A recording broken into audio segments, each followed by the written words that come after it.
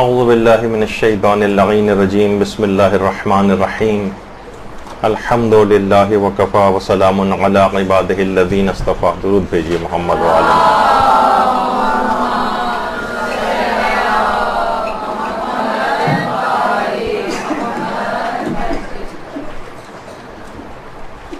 رمضان میں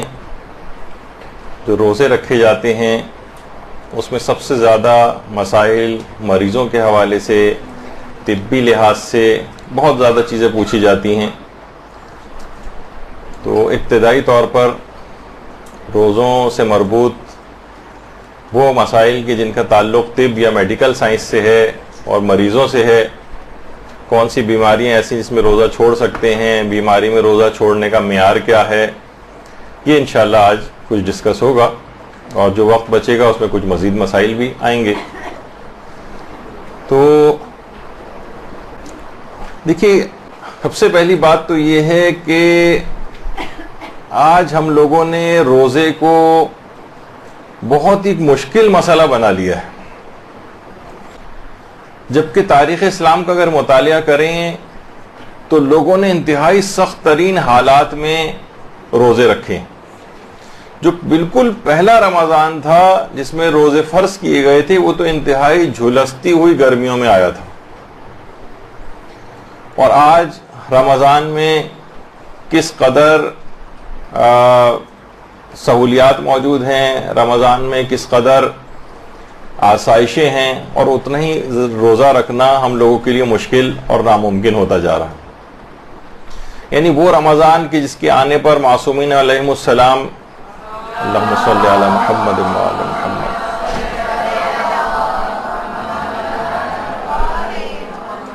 معصومین کے گھرانے میں خوشیوں کی لہر دوڑ جایا کرتی تھی. وہ رمضان جس کو معصومین عید اولیاء قرار دیتے تھے، آج جیسے جیسے رمضان قریب آتا جاتا ہے لوگوں کے دل خوف سے دھڑکنا شروع ہو جاتے ہیں، اور پہلے رمضان کے دن گزرنے ہی سے ایک لحاظ سے کاؤنٹ ڈاؤن سٹارٹ کر دیتے ہیں کہ اچھا اتنے دن رہ گئے، اب رمضان ختم ہونے میں اتنے دن رہ گئے. اور علماء حضرات سے دیکھا گیا ہے کہ مسائل صرف اور صرف اس نیت سے پوچھے جاتے ہیں، کہیں اور بعض اوقات اکثر غلط انفارمیشن بھی دے کے مسائل پوچھے جاتے ہیں کہ کوئی طریقہ ایسا مل جائے کہ روزہ ہم پر سے معاف ہو جائے، کوئی ایسا طریقہ مل جائے جسے روزہ نہ رکھنا پڑے. تو کفاروں کا اور فدیوں کا اس لحاظ سے جو بیک لاگ ہے وہ بڑھتا چلا جاتا ہے، اور پھر لوگ کہتے ہیں کہ نام سے قضا روزے رکھے جا رہے ہیں، نہ مثلا اتنے زیادہ کفارے ہم رکھ سکتے ہیں روزے، نہ ہمارے پاس مسکینوں کو کھانا کھلانے کے اب اتنے پیسے ہیں، اور مختلف بہانوں سے مختلف عذر گھڑ کر اور روزوں کو ایک لحاظ سے ساقط جو ہے وہ سمجھا جاتا ہے. ایک خاتون کا ایک دفعہ آیا تھا ایک مدرسے کے بعد بھی مسئلہ، جو کہتی، جو انہوں نے کہا کہ 5 سال سے میں نے روزے نہیں رکھے، میں فدیہ کتنا دوں گی مجبوری کی وجہ سے. اچھا، اب دیکھا جائے لوگوں کے لیے کے نزدیک مجبوریوں کے معیارات کیا کیا بن گئے. مثلا میرے شوہر بیمار تھے اور ان کے ڈائپرس وغیرہ چینج کرنا پڑتے تھے، تو ظاہر ہے اس وجہ سے میں روزہ نہیں رکھ سکی. جب زیادہ تحقیق کی تو وہ پیچھے مجبوری جو ہے اس طرح کی بیان ہوئی، اس کا کوئی تعلق نہیں ہے روزہ چھوڑنے سے. تو بہرحال تاریخ کے اندر اگر ہم دیکھیں تو جس وقت جنگ احد ہوئی تھی اور حضرت حمزہ سید الشہداء کا لقب جن کو ملا تھا، تو حضرت حمزہ، اچھا اس زمانے میں آپ دیکھیے کہ عرب کے اندر اتنی شدید گرمی ہوا کرتی تھی، اتنی شدید گرمی، آج بھی 50-55 ٹیمپریچر بڑے آرام سے وہاں پر ہو جاتا ہے گرمیوں میں. جس وقت حضرت حمزہ شہید ہوئے تھے تو حالت روزہ سے تھے، اتنی شدید گرمی میں بھی. اور اسی طریقے سے حضرت جعفر طیار امیر المومنین کے بھائی، اللہم صلی علی محمد وعلی محمد، میرا خیال آج باقی روزہ لگ رہا ہے کافی افراد کو. اللہم صلی علی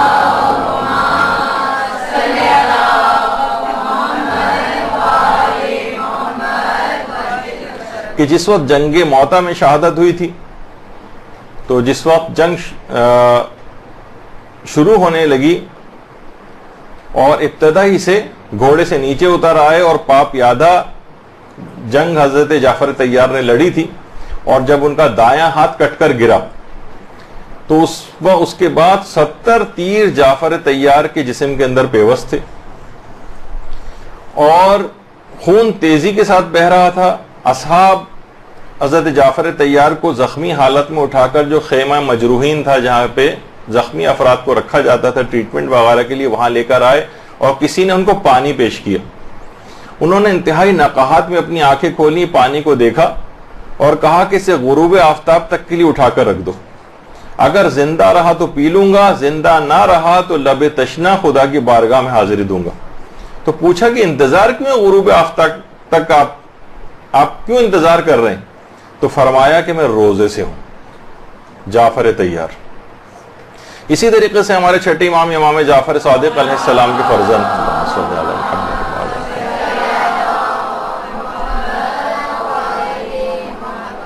ان کے ایک فرزند تھے محمد ابن جعفر صادق، ان کو سوامین میں قرار دیا جاتا ہے۔ سوامین جو بہت ہی زیادہ روزے رکھنے والے، بہت زیادہ۔ بہار الانوار میں بھی ان کا تذکرہ آیا ہے کہ بہت زیادہ ایک تو شجاع تھے، بہت زیادہ سخی تھے، اور اتنے زیادہ روزے رکھا کرتے تھے، ایک دن روزہ رکھتے تھے، ایک دن افطار کرتے تھے، ایک دن روزہ رکھتے تھے، ایک دن افطار کرتے تھے۔ افطار سے مراد یعنی اگلے دن روزہ نہیں رکھتے تھے۔ تو کثرت سے اس طرح سے روزہ رکھنا کوئی ایسی چیز نہیں رہی ہے، خاندان اہل بیت کے اندر بھی اس کی مثالیں ہیں اور الگ سے بھی اس کی کتنی مثالیں موجود ہیں۔ اور حضرت امیر المومنین علیہ الصلوۃ والسلام کے اپنے دور میں، اللہم صلی علی محمد و علی محمد،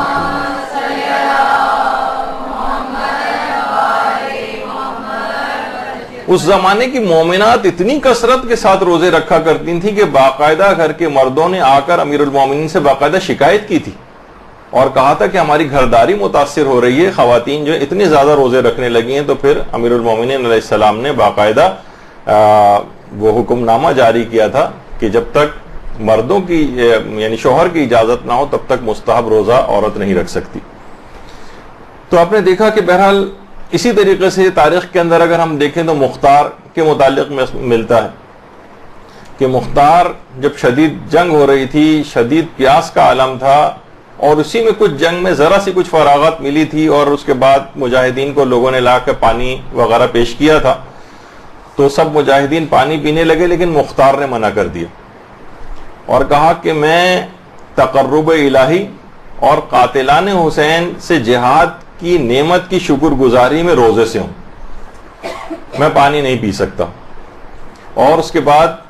جس وقت جام شہادت مختار نے نوش کیا ہے اس وقت بھی مختار روزے کی حالت میں تھی۔ تو اس سے اندازہ لگائیں کہ اتنے سخت ترین حالات کے اندر بھی، یہ آپ کو سنائے جانے کا مقصد یہ ہے تاکہ ایک اندازہ ہو کہ ہم کتنی آسانی کے ساتھ، اتنی سہولیات ملنے کے باوجود، اتنے اے سی ہر وقت اس کے اندر ٹھنڈے کے اندر بیٹھے رہنے کے باوجود، کتنی سہولتیں ملنے کے باوجود بھی روزہ رکھنے سے گریزاں نظر آتے۔ اور تاریخ اسلام میں ایک ایسی خاتون بھی رہی ہیں جن کا نام تھا نفیسہ خاتون، حسن بن زید بن حسن مجتبی سلام اللہ علیہ، نفیسہ خاتون امام حسن مجتبی کی اولادوں میں سے تھیں، یعنی آگے جو نسل چلی ہے، اور اسحاق معتمن ان کے شوہر کا نام تھا۔ مصر میں ان کا مزار ہے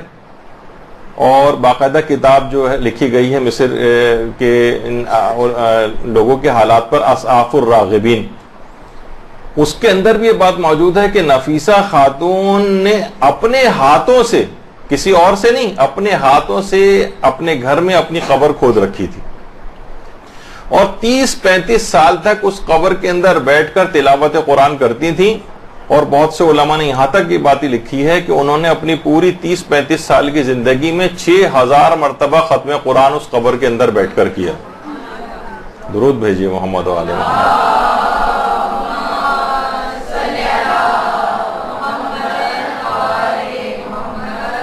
یعنی روزانہ تقریباً 10 سے 15 پارہ کی تلاوت کا جو طریقہ کار تھا ان کا، اس سے 30-35 سال کے عرصے میں 6000 مرتبہ تلاوت قرآن اس قبر کے اندر بیٹھ کر کی. اور رمضان کے لحاظ سے بھی، یعنی یہ ایک تو روزے رکھنے کی بہت عادی تھی، اور ان کا انتقال بھی رمضان میں ہوا تھا. حالت احتضار میں جب کسی نے ان کو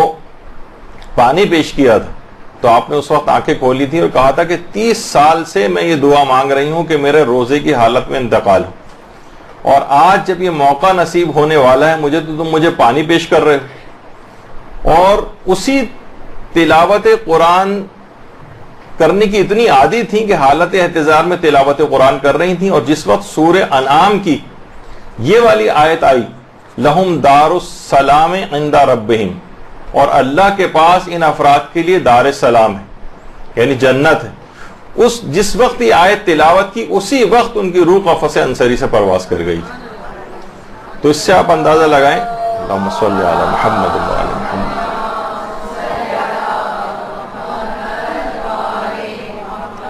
روزے کی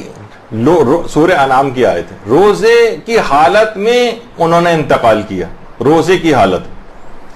اور ان کی وفات کے بعد ان کے شوہر کی پوری کوشش تھی کہ ان کو مدینے لے جائیں اور جنت البقیع کے اندر جو ہے وہ دفن کریں،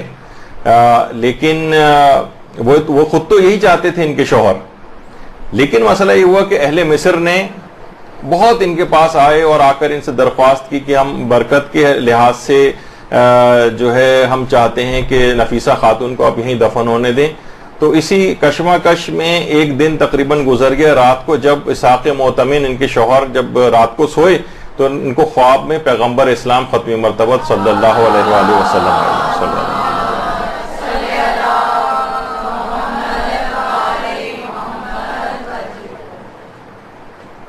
منتخب التواریخ میں ملا ہاشم خراسانی نے یہ بات لکھی ہے کہ پیغمبر جو ہیں وہ خواب میں آئے اور کہا کہ، اور آ کے ان سے کہا کہ اے اسحاق، اہل مصر سے اس بارے میں جھگڑا نہ کرو، ان کی برکت سے اللہ ان لوگوں پر رحمت خدا نازل کرے گا، یعنی نفیسہ کو یہیں مصر کے اندر دفن کر دو. اور بہرحال پھر اس کے بعد مصر ہی میں نفیسہ خاتون کو جو دفن کر دیا گیا. اور محدث قمی نے بھی لکھا ہے، اور باقاعدہ ام البنین کے نام سے سید حسن شیرازی نے جو کتاب لکھی ہے، تو اس کے اندر بھی ایک اہل علم نے خواب میں ان کی تدفین کے بعد پیغمبر اسلام کو دیکھا تھا، جس میں پیغمبر نے ان سے فرمایا تھا کہ اے محمد، اگر تمہارے پاس خدا کے حضور کوئی تم حاجت طلب کرنا چاہو تو نفیسہ طاہرہ کے لیے خواہ ایک درہمی کی نظر کیوں نہ ہو، خدا سے اس کے ذریعے تم حاجت طلب کرو تو خدا تمہاری حاجت کو پورا کرے گا. نفیسہ خاتون. تو ان کا مزار آج بھی مرج خلائق ہے مصر میں، اور باقاعدہ ان کی روزہ رکھنے کے حوالے سے اور تلاوت قرآن کرنے کے لحاظ سے ان کی شہرت بہت زیادہ ہے نفیسہ خاتون کی. اور صرف یہی نہیں، کتنے ائمہ کے اصحاب تھے. ایک روزہ کرام کہلاتا ہے. کرام ایک صحابی تھے، باقاعدہ کلینی نے بھی روایت کی ہے کہ انہوں نے قسم کھائی تھی کہ جب تک حضرت حجت کا ظہور نہیں ہو جاتا تب تک میں روزے سے رہوں گا. اب چھٹے امام کے پاس یہ والا کیس لے جائے گا اور کہا کہ ایک شخص نے اس طریقے سے قسم کھائی ہے، وہ اپنی قسم کو کیسے پورا کرے. تو امام نے پھر اس کا ایک طریقہ بتایا، کہا کہ یہ سارا سال روزے سے رہے گا، صرف عید فطر اور عید قربان کے روز یہ روزہ نہیں رکھے گا، اور اس کے علاوہ جو 3 دن ایام تشریق کے ذی الحجہ کے اندر ہوتے ہیں اس کے اندر روزہ نہیں رکھے گا. اور مسافرت اور بیماری وغیرہ میں کے لحاظ سے اختلاف روایت کچھ موجود ہے کہ اس میں ان دنوں کے اندر روزہ نہ رکھے، باقی پورے سال روزے سے رہے. یعنی باقاعدہ اس نے نظر کی تھی کہ جب تک امام زمانہ کا ظہور نہ ہو جائے تب تک میں روزے سے رہوں. وہ شخص ساری زندگی روزے سے رہا سوائے ان 4-5 دنوں کے جو کہ روایت میں تذکرہ ہوں. اچھا، اسی طرح سے آیت اللہ حسین بروجردی. آیت اللہ حسین بروجردی نے ایک بار نظر کی تھی کہ میں کسی سے بھی غصے اور تندی کے ساتھ بات نہیں کروں گا. غصہ اور تندی، یہ قبر کے اندر بھی اس کی ایک برزخی شکل بنتی. بہت سی روایات ہیں علماء کی، حکایات کے اندر بھی ملتا ہے کہ عذاب کا بھی سبب بنتی ہیں چیزیں. تو آیت اللہ حسین بروجردی نے باقاعدہ نظر کی تھی کہ اگر میں کسی سے غصے وغیرہ سے پیش آیا تو میں 1 سال تک مسلسل روزے رکھوں گا. اور اس کے بعد ایک مرتبہ ایسا موقع آ گیا کہ جب اپنے ایک شاگرد کے اوپر انہوں نے کچھ غصہ کیا تو آیت اللہ بروجردی نے پورے 1 سال تک مسلسل روزے سے رہے. اور اتنی بزرگی اور بڑھاپے کے عالم میں بھی آیت اللہ بروجردی مسلسل اپنی نظر کو پورا کرنے کے لیے روزے سے رہے. تو روزہ رکھنا کوئی ایسی چیز نہیں جس کے لیے بہت زیادہ پریشان ہونا پڑے, سوگ منانا پڑے کہ بس کیا ہو گیا ہے کہ رمضان آ گیا ہے. کتنی تاریخ کے اندر مثالیں اس طرح کی ملتی. شہید مطہری اپنے والد کے متعلق فرماتے کہ میرے والد اور میری والدہ,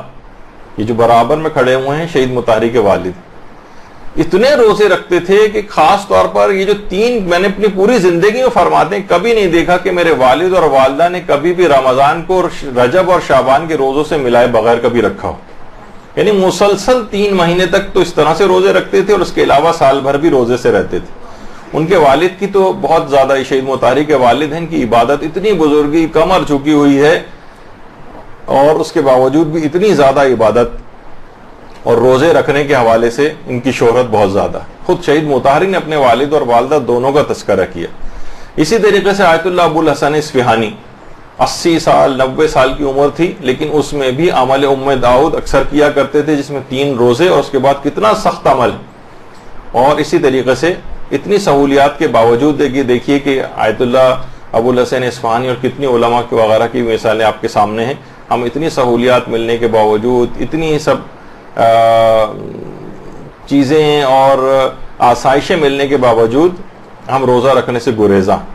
تو یہ سب باتیں آپ کو ہمت بڑھانے کے لیے وہ کی جا رہی ہیں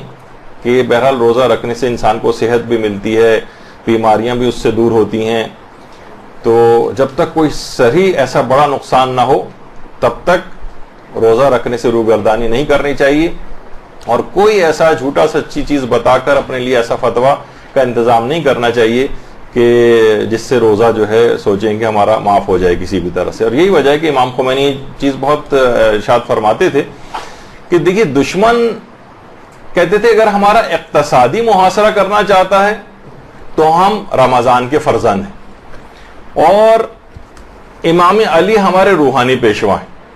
اور اگر ہمارا دشمن فوجی محاصرہ کرنا چاہے تو ہم محرم کے فرزند ہیں اور امام حسین ہمارے رہبر. تو اس لحاظ سے درود بھیجیے محمد والے محمد.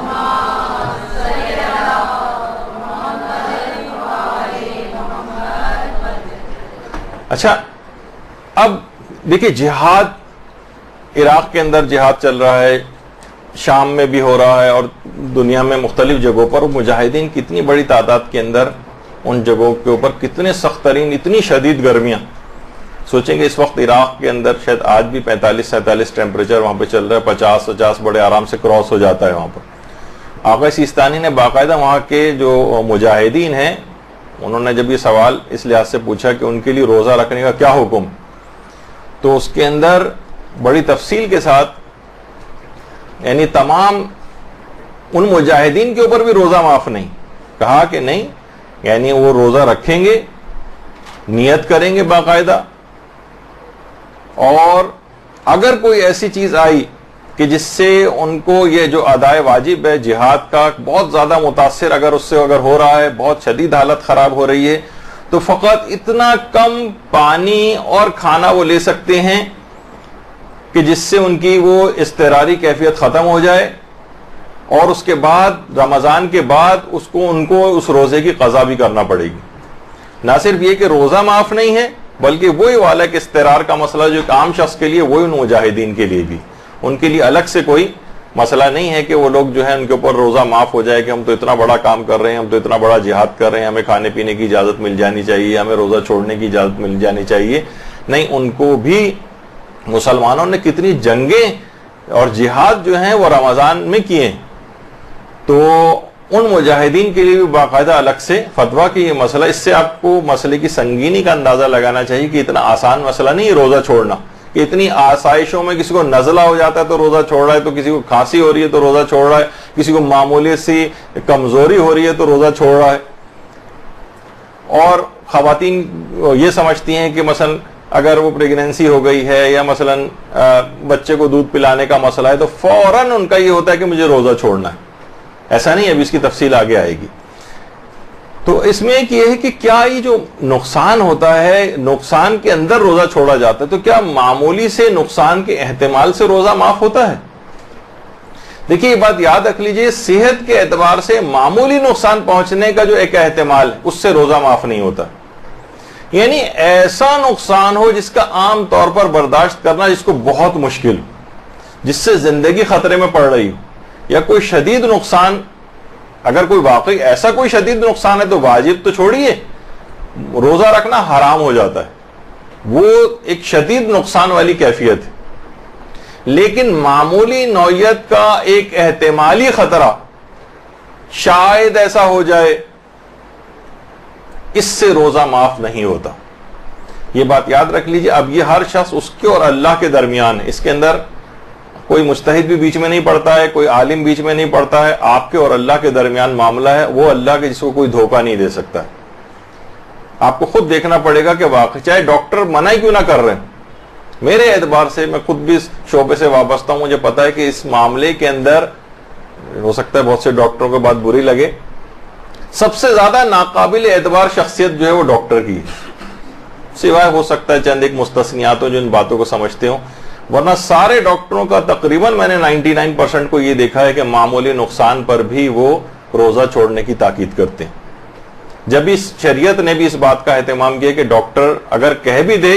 کہ روزہ چھوڑ دو لیکن مریض کو اطمینان ہے کہ میں رکھ سکتا ہوں, تو پھر ڈاکٹر کی بات نہیں چلی. اور ڈاکٹر اگر کہہ بھی رہا ہو کہ روزہ تم رکھ سکتے ہو, لیکن مریض کی خود اندرونی کیفیت یہ ہے کہ وہ جج کر رہا ہے کہ نہیں میں نہیں رکھ پاؤں گا یا میں نہیں رکھ سکتا اب روزہ, اتنی شدید اس کی طبیعت خراب ہے, چاہے ڈاکٹر بظاہر کیوں نہ کہے, تب بھی اس کو روزہ چھوڑنا ہوگا چاہے ڈاکٹر کہے کیوں نہ رہو. تو صحت کے اعتبار سے یہ بات اصول کے طور پر یاد رکھ لیجئے کہ معمولی نقصان, اب آپ خود دیکھیں معمولی نقصان کیا ہوگا کہ بھائی معمولی نقصان یہ ہے کہ ابھی میرا بخار مثلا 99 ہے, 100 ہو جائے گا, کوئی ایسی بات نہیں, 99-100 بخار میں ایسا کون سا ہے, چند گھنٹے رہ گئے ہیں, اس کے بعد افطار کے بعد میں گولی کھا لوں گی. اب اس میں جو ہے یہ روزہ توڑنے کی یا گولی کھا کر اس کو ختم کرنے کی ضرورت نہیں, معمولی سا نقصان ہے, ابھی 99 کچھ ہے, 100 ہو جائے گا بخار زیادہ سے زیادہ. افطار کے بعد جب تک برداشت ہو سکتا ہے برداشت کر لیجئے. دواؤں کے نظام الاوقات میں کوئی تبدیلی ممکن کر کے روزہ رکھنا ممکن ہے تو ایسے ہی کرنا پڑے گا. لوگ کہتے ہیں نہیں 3 ٹائم ڈاکٹر نے دوا بتائی ہے, صبح دوپہر شام, وہ دوپہر میں لازمی آ رہی, اس کا مطلب مجھے روزہ چھوڑنا ہے. بھائی آپ جا کے ان سے ڈسکس کر لیں, وہ بتا دے گا آپ کو صبح شام کی بھی بہت سی دواؤں کے اندر ڈوز کی جا سکتی. تو بہرحال کوئی طریقہ ایسا لوگ پوچھتے ہیں. اچھا پھر جو معیار ہے روزہ چھوڑنے کا وہ یہ کہ مریض کے روزہ چھوڑنے کا جو معیار ہے وہ ایسا نقصان یا مرض شدید ہے جسے عام طور پر برداشت کرنا سخت مشکل ہو, یا اس کا مرض طول پکڑ جائے. مثلا پیٹ میں اس کے شدید درد ہو رہا ہے, وہ تڑپا جا رہا ہے, اب ہمیں ہے کہ بھئی اس کو دوا کھلانی پڑے گی, اس کو کچھ چیز دینی پڑے گی. اب یہ ہے کہ عام طور پر برداشت کرنا بہت سخت مشکل ہو رہا ہے, یا اس کا مرض طول پکڑ جائے, یعنی اگر اس نے ابھی دوا نہیں کھائی تو مرض طول پکڑ جائے گا, اس کی تکلیف کی شدت میں اضافہ ہو جائے گا, یا شفا ملنے میں اس کو تاخیر ہو جائے گی, شفا ملنے میں تاخیر کا سبب بنے گا. اور ان باتوں کا یقین زن یا احتمال ایسے خوف پر ہو جس کی بنیاد عقلی ہو. ایک ہوتا ہے نا کہ ایک تو بنیاد عقلی نہیں ہوتی بلکہ غیر عقلی بنیاد ہوتی. تم جو ہے مائیں اکثر جو ہے وہ غیر عقلی بنیاد پر روزے چھڑواتی. 10, 11, 12 سال کی لڑکی اسے اٹھا ہی نہیں رہے فجر اس میں روزہ رکھنے کے لیے کہ نہیں یہ اسکول بھی جائے گی, بڑی مشکل ہو جائے گی. یعنی اس کی بنیاد ایک ایسے خوف پر ہے جو کہ غیر عقلی. کیا ہو جائے گا روزے میں تھوڑی بہت تو دیکھیے کمزوری ہوتی ہے, وہ تو لازمہ ہے اس کا. ایسا کیسے ممکن ہے کہ انسان صبح سے شام تک کچھ نہ کھائے پیے تو اس کو تھوڑی سی بھی کمزوری نہ ہو, لیکن تھوڑی بہت کمزوری وہ تو آپ کے لیے بہت ساری اس کا سبب ہے. تو اس میں غیر عقلی طور پر یہ ساری باتیں مجتہدین کے فتاوے کی ہیں, ہم نے اپنے الفاظ کے اندر جو آپ کو آسان کر کے لکھا ہے کہ مریض کے لیے روزہ چھوڑنے کا معیار ایسا نقصان یا مرض شدید ہے جسے عام طور پر برداشت کرنا سخت مشکل ہو. برداشت ہو سکتا ہو تو روزہ نہیں چھوڑے گا, یا اس کا مرض طول پکڑ رہا ہو, اس صورت پہ چھوڑ سکتا ہے، یا اس کی تکلیف میں اضافہ ہو رہا ہو، یا شفا ملنے میں بہت تاخیر ہو جائے گی، اس کو ایسی دوائیں اس کو کھانی پڑ رہی ہیں، اگر یہ اب اس نے نہیں کھائیں دوائیں اور اس نے روزے رکھنے شروع کر دیے تو اس کا مرض جو ہے اس کو دیر سے شفا ملے گی. اور ان باتوں کو چاہے اس کو یقین، ظن یا احتمال بھی اگر ہے تو ایسا خوف جس کی بنیاد عقلی ہو. غیر عقلی ٹائپ کے جو خوف ہیں، صرف ایک ایسی دھڑکا لگا ہوا ہے جس کی کوئی عقلی بنیاد نہیں. جیسے میں نے کہا کہ بہت سارے جو حاملہ خواتین ہیں، دودھ پلانے والی خواتین ہیں، ان بہت ویک ایک احتمالی خوف کی وجہ سے کہیں ایسا نہ ہو جائے، کہیں بچے کے اندر کوئی خرابی نہ آ جائے. ابھی خیر ہم اس پہ آگے چل کر تفصیل سے یہ مسئلہ آنے بھی والا ہے تو اس وقت ڈسکس کریں گے، لیکن وہ غیر عقلی خوف ہے. حتیٰ کہ جو کمزوری کا مسئلہ، اس میں بھی مراجع یہ کہتے ہیں کہ کمزوری، بلکہ شدید کمزوری کی بنا پر بھی روزہ نہیں توڑا جا سکتا، سوائے اس کے کہ ایسی حالت ہو جائے جسے برداشت نہیں کیا جا سکتا. جب ناقابل برداشت ہو جائے تب روزہ توڑا جا سکتا ہے، لیکن پھر بعد رمضان اس روزے کی قضا بھی کرنا پڑے گی. یعنی کمزوری بلکہ شدید کمزوری یہ بھی روزہ توڑنے کے اسباب میں سے نہیں، سوائے اس کے کہ ناقابل برداشت، تو آدمی بے ہوش ہوا جا رہا ہے، بالکل تڑپا جا رہا ہے، ایسی کوئی اس کی صورتحال ہو گئی ہے، شدید ایسی ڈی ہائیڈریشن ہو گئی ہے، ایسے الیکٹرولائٹ جسم کے اندر ختم ہوتے جا رہے ہیں اس کے، یعنی کچھ ایسی کہ جسے کہا جاتا ہے ناقابل برداشت. اچھا یہ ویسے یہ ضرور ہے کہ یہ چیز ویری کرتی، بہت سے لوگ نازک مزاج ہوتے ہیں، نازک مزاجی کی بنا پر وہ زیادہ اتنا فیل کرتے ہیں، ان کے لیے الگ معیار ہے، ان کو اپنے لحاظ سے دیکھیں گے. وہ بہت سے بالکل سخت جان قسم کے ہیں، مزدور ٹائپ کے افراد ہیں، ویسی سخت ٹف جابس وغیرہ کرنے کے عادی ہیں، اور ان کے لیے جو ہے معیار ذرا ہر شخص کا ایک انڈیویجول ہے، بالکل ایک الگ ہے، اور اس کا الگ ایک حکم ہوگا. بس اس کے اور خدا کے درمیان یہ معاملات سب ان کو دیکھنے پڑیں گے کہ ہمیں کیا کرنا چاہیے، ہماری ذمہ داری کیا ہے، اور اس کے مطابق فیصلہ کریں. اچھا بہت سے لوگ یہ بھی کرتے ہیں کہ جناب اس میں کچھ غیر الہی نیتیں بھی آ جاتی ہیں، مثلا وزن کم کرنا. دیکھیے روزے میں مکمل نیت حکم خدا کی ہونی چاہیے. اگر کسی کی نیت ہی یہ ہو کہ میرا وزن کم ہو جائے، یا دو نیتیں جمع ہو جائیں کہ حکم خدا بھی پورا ہو جائے، رمضان کے روزے بھی رکھ لیں اور وزن بھی کم ہو جائے، اور یہ دونوں نیتیں مستقل اور دائی ہوں،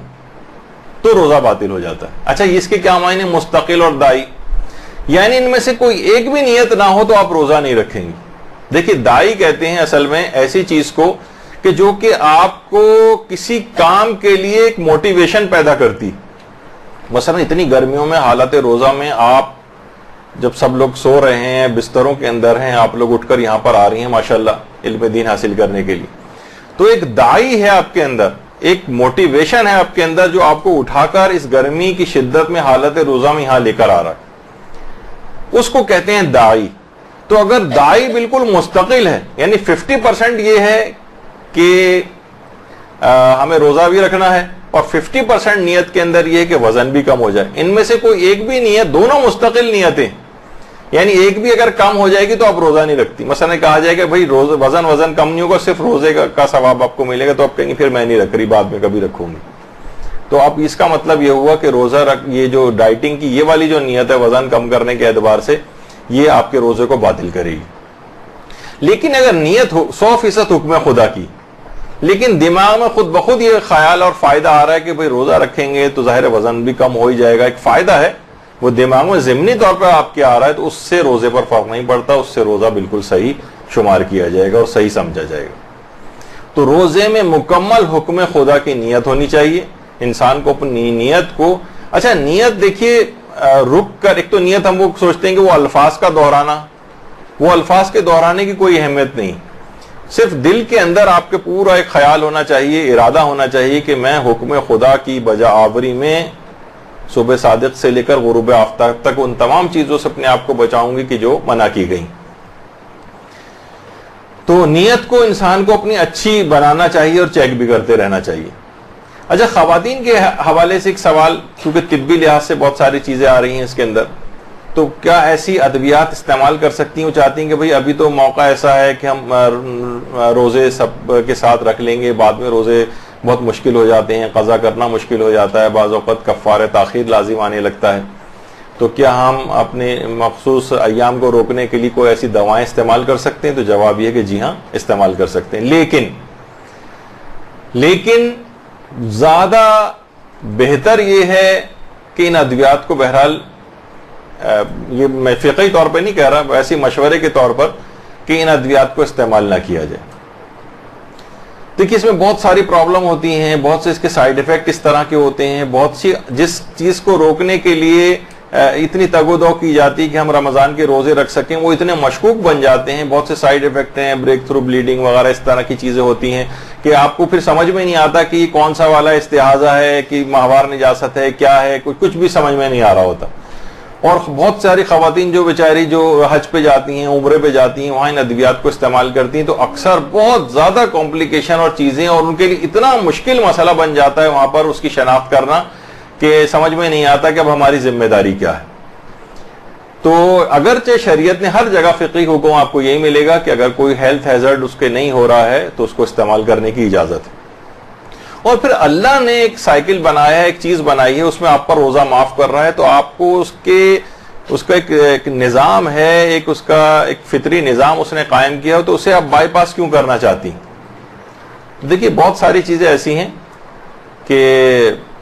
ایک بزرگ تھے، وہ کسی مجتہد کے پاس گئے اور کہا کہ دعا کیجئے کہ اس سال میں ماہ رمضان کے روزے رکھ سکوں، بہت ہی بزرگ 80-90 سال کے۔ تو مجتہد نے کہا کہ میں ہرگز بھی تمہارے لیے دعا نہیں کروں گا، یہ اللہ نے تمہیں اس عمر تک پہنچایا ہے، پھر تم پر جو ہے روزے کو ساقط کیا ہے، اتنا زیادہ بڑھاپا، خود بیماری سے ہٹ کر بھی خود بڑھاپا، بہت زیادہ جو بڑھاپا ہوتا ہے جس میں مریض جو ہے روزہ نہیں رکھ پاتا ہے، جو بوڑھا ہے وہ روزہ نہیں رکھ پاتا، اس پر سے ساقط کیا ہے، تو اللہ نے تمہارے لیے تمہیں اس حال تک جو لے کر آیا ہے، پھر تم پر ساقط کیا، تم زبردستی اپنے اوپر اس واجب کو لادنا چاہتے ہو، ہرگز تمہارے لیے دعا نہیں کروں گا۔ تو بہرحال میرا اپنا اس لحاظ سے ہے کہ ان ادویات کے استعمال کو بعد جب خدا ہی نے یہ والی چیز رکھی ہے تو اتنا زیادہ انسان کو غیر ضروری طور پر متقی نہیں بننے کی کوشش کرنی چاہیے کہ وہ اس طرح کی ادویات استعمال کرے۔ سننے میں آتا ہے کہ بہت سی دیندار خواتین، متقی پرہیزگار خواتین اس طرح سے کہ ہمارے روزے سارے مکمل ہو جائیں، لیکن ان کے کچھ نہ کچھ ہیلتھ ہیزرڈز بھی ہوتے ہیں اور اتنا مناسب نہیں ہے، جن کے ساتھ کمپلیکیشن ہوتی ہیں، پھر تو پورے رمضان کے روزے ان کے اس طرح سے مشکوک ہو جاتے ہیں، سمجھ میں نہیں آتا کہ اسے کیا سمجھیں۔ اچھا، بہت سی خواتین اس حالت روزہ میں ان کو کچھ چیک اپس کرانے کے لیے بھی جانا پڑتا ہے، بعض اوقات پیلوک ایگزامینیشن کروانا پڑتا ہے، اندرونی چیک اپ جو ہے گائنیکولوجسٹ وغیرہ کرتی ہیں، اور بعض اوقات اندرونی الٹرا ساؤنڈ کروانے پڑتے ہیں۔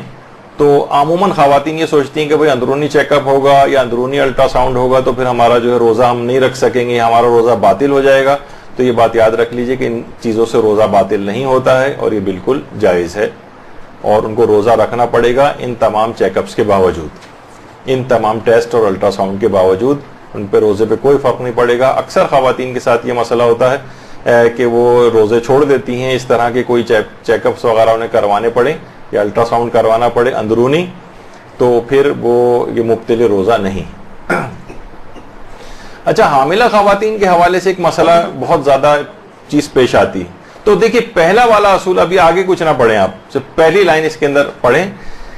کہ اگر روزہ رکھنا اس کے اور اس کے بچے کے لیے نقصان کا باعث نہیں ہے تو روزہ رکھنا واجب ہے، یہ پہلا اصول۔ اس میں کسی احتمالی ویک سا جو ایک احتمال ہوتا ہے کہ کہیں کوئی نقصان نہ ہو جائے، یہ اس کو اسلام نے اس کو بالکل قابل اعتنا نہیں۔ وہ آپ نے سن لیا کہ ایسا کہ عقلاء کے نزدیک یہ بات ہو کہ نہیں بہت شدید نقصان اس سے ہوگا، تو مثلا اگر جو حاملہ عورت ہے اگر وہ اپنے غذا کا اچھا خیال کر لے، بھائی دیکھیے عام طور پر کتنی پانی کی اس کے اندر کم، عام طور پر خواتین کو دیکھنے میں آتا ہے کہ صبح،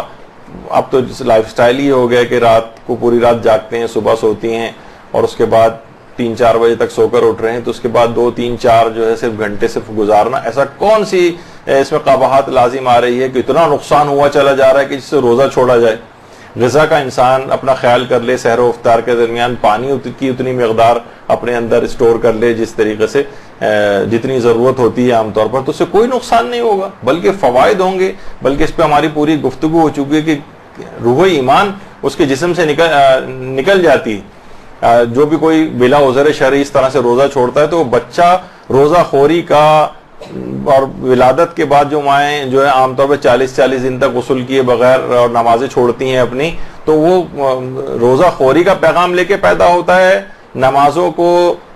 چھوڑنے کا پیغام لے کے پیدا ہوتا ہے، اور کتنی ساری اس طرح کی قباحتیں، تو وہ اس کے اندر ایک روحانی کمزوری لاحق ہو جاتی ہے اس بچے میں، کہ ساری زندگی وہ بیچارہ لڑتے جھگڑتے ہی اپنے آپ سے گزارتا رہتا ہے۔ کمزوری آ گئی، جس طریقے سے ایک بچہ جو ابتدائی طور پر کمزور یا ایسی کوئی خرابی پیدائشی لاحق ہوتی تو ساری زندگی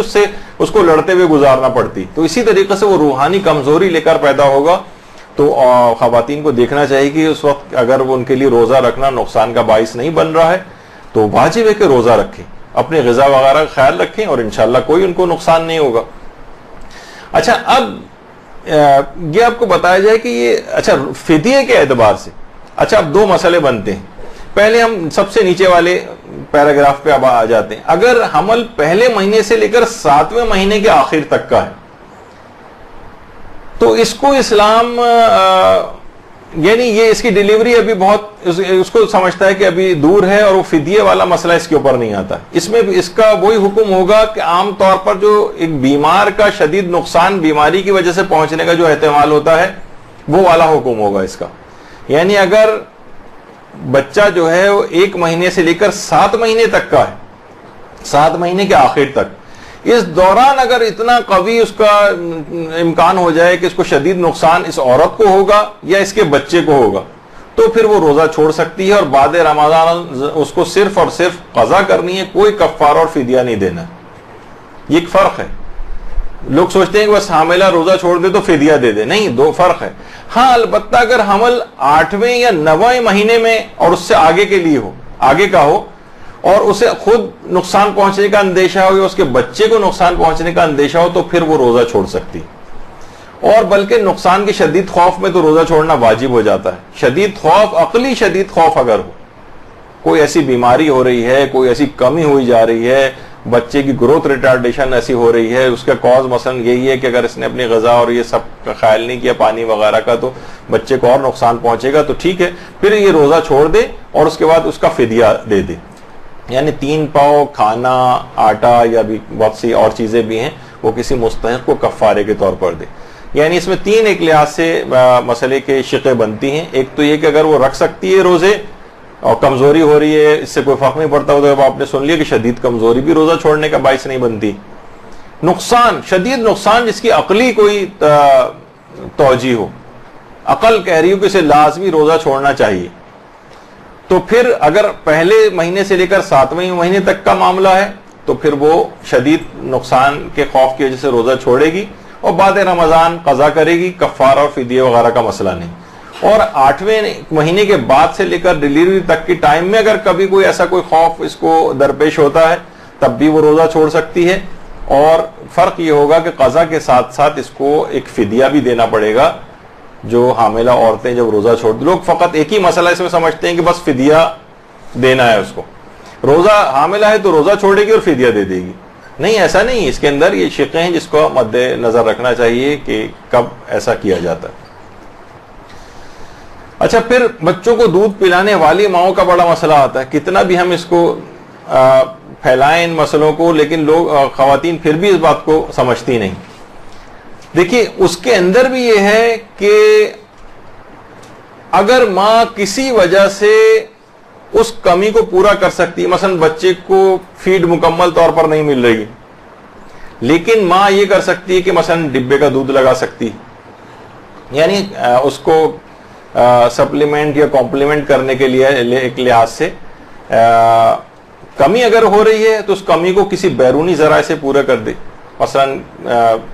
کوئی اور دودھ جو جانور کا دودھ ہو، خواہ وہ یا ڈبے وغیرہ کا دودھ ہو، اس کمی پوری ہو سکتی ہو اس سے مکمل طور پر، یا اس کے ساتھ کچھ یہ پلائے، کچھ بچہ جو ہے وہ ڈبے وغیرہ کا استعمال کر لے، تب بھی اس عورت کو روزہ چھوڑنے کی اجازت نہیں ملے گی۔ یعنی اگر وہ سوائے اس کے کوئی ایسی کنڈیشن ہو جائے کہ بعض اوقات یہ ہوتا ہے کہ بچہ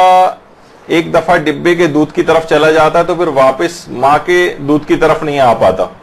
یا مثلاً ڈبے کا دودھ جو ہے وہ موافق نہیں آ رہا ہے، بہت سو کو کانسٹیپیشن ہو رہا ہے، کسی کو ڈائریا ہو جاتا ہے، کچھ کنسنٹریشن ماؤں کو نہیں پتا ہوتی کہ کتنا مثلاً اس میں ملانا چاہیے، پانی کتنا ہو، دودھ کتنا ڈالا جائے اس کے اندر،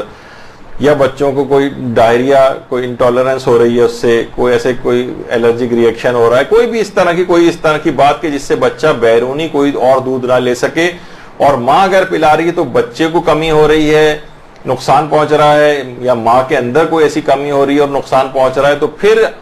اس دودھ پلانے والی ماں کو اجازت ہے کہ روزہ چھوڑ سکتی، لیکن اور وہ فدیہ دے گی اس کے بعد. لیکن اگر مختلف طریقوں سے اگر یہ کمی کو پورا کر سکتی ہے تو اس کے لیے لازم ہے کہ یہ روزہ نہیں چھوڑے اور دیگر ذرائع کو اختیار کرے. تو اصول یہ بنا کہ اگر روزہ رکھنے کی وجہ سے دودھ کی کمی کو مصنوعی طور پر پورا کیا جا سکتا ہے تو ماں کے لیے روزہ چھوڑنا جائز نہیں ہے. لیکن اگر مکمل انحصار بچے کا ماں کے دودھ پر ہی ہو، کوئی دوسرا طریقہ اس کی کمی کو پورا کرنے کا نہ ہو، جو میں نے وجوہات بتائیں کہ اس کو کوئی ایسی کمپلیکیشن ہو رہی ہے، بچے کے لیے موافق نہیں ہو پا رہا ہے، اس کو وہ ایڈجسٹ نہیں کر پا رہا ہے کسی طریقے سے وہ بچہ، اور اس کو نقصان پہنچ رہا ہے، تو روزہ رکھنا خود ماں کے لیے اگر نقصان دہ ہے، بچے کے لیے نقصان دہ ہو رہا ہے، تو پھر ماں روزہ چھوڑ دے گی اور ہر دن کے بدلے وہ ایک فدیہ دے گی کسی مستحق مومن کو، اور رمضان کے بعد اس روزے کی قضا بھی کرنا ہوگی. تو آپ نے دیکھا کہ دودھ پلانے والی ماؤں کا بھی جو مسئلہ ہے وہ بس ایک عمومی طور پر تاثر یہ ہے کہ بھئی اس پہ تو روزہ معاف ہے، ایسا نہیں ہے، بلکہ وہ حتی الامکان وہ روزہ رکھے گی، اور جب وہ روزہ رکھنے شروع کرے، کوئی مائنڈ میک اپ اپنا کر لے اور اپنی غذا وزا کا خیال کرے، تو آپ دیکھیں گے کیا ایسی چیز ہوگی. اگر آپ دیکھیں تو سحر اور افطار اور اس کے بعد کے پیریڈ میں آدمی اتنا، اگر آپ روزانہ کی کیلکولیشن کریں تو عام دنوں میں بھی آپ اتنا پانی وغیرہ نہیں پیتی ہیں یا اتنی غذا نہیں کھا پاتی جتنا رمضان میں کھا لیتی ہیں. تو جب کوئی چیز کی کمی واقع نہیں ہو رہی ہے تو پھر روزہ چھوڑنے کا ایسا کوئی جواز نہیں بنتا ہے، سوائے اس کے کوئی استثنائی موارد ہوں تو پھر ایک الگ بات بنتی ہے. تو کسی بھی طریقے سے اگر اس کمی کو پورا کر کے وہ روزہ رکھ سکتی ہو تو ضروری ہے کہ روزہ رکھے. اچھا، یہ فدیہ کب دیں یا عورتیں حاملہ یا دودھ پلانے والی؟ جب یہ واقعی ایسی صورتحال ہو جائے جو ہم نے ڈسکس کی کہ اس کو اب فدیہ دینا ہے، تو کیا وہ یہ کر سکتی ہے کہ بھئی مجھے تو پورے مہینے یہ کیفیت رہے گی، آگے کے دنوں میں یہ کیفیت رہے گی، تو میں ابھی سے ہی فدیہ نکال دوں؟ نہیں، وہ یہ نہیں کر سکتی. جو دن آگے بڑھتے جائیں اور وہ روزہ اس سے چھوٹتا جائے، وہ دن گزرنے کے بعد اس کا فدیہ دے، ایڈوانس میں نہیں دے سکتی. یعنی حاملہ ہو یا دودھ پلانے والی عورتیں وہ پورے مہینے کا ایڈوانس میں، جتنے بھی دن وہ نہیں رکھ پا رہی اس کا ایڈوانس میں دے کہ نہیں اب تو مشکل ہے کہ میں ایک ہفتے تک مثلا روزہ رکھ سکوں جو میری صورتحال ہے،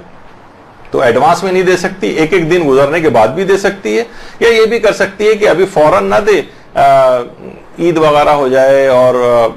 ایک ساتھ پھر جتنے بھی روزے چھوڑے ہیں اس کے چھوٹے ہیں، اس طرح سے ان کی قضا تو جب کبھی وہ پورے سال میں انجام دے گی، اس کے پاس وقت ہے. فدیہ بھی کوشش تو کرے کہ جتنی جلد ہو سکے دے دے، لیکن یہ بعد میں بھی ادا کر سکتی. فوراً واجب نہیں کہ ادھر وہ دن گزرا اور فوراً اسی دن اس کو فدیہ دینا ہے. رمضان میں بھی ایک ایک دن گزرنے کے بعد بھی دے سکتی ہے، اور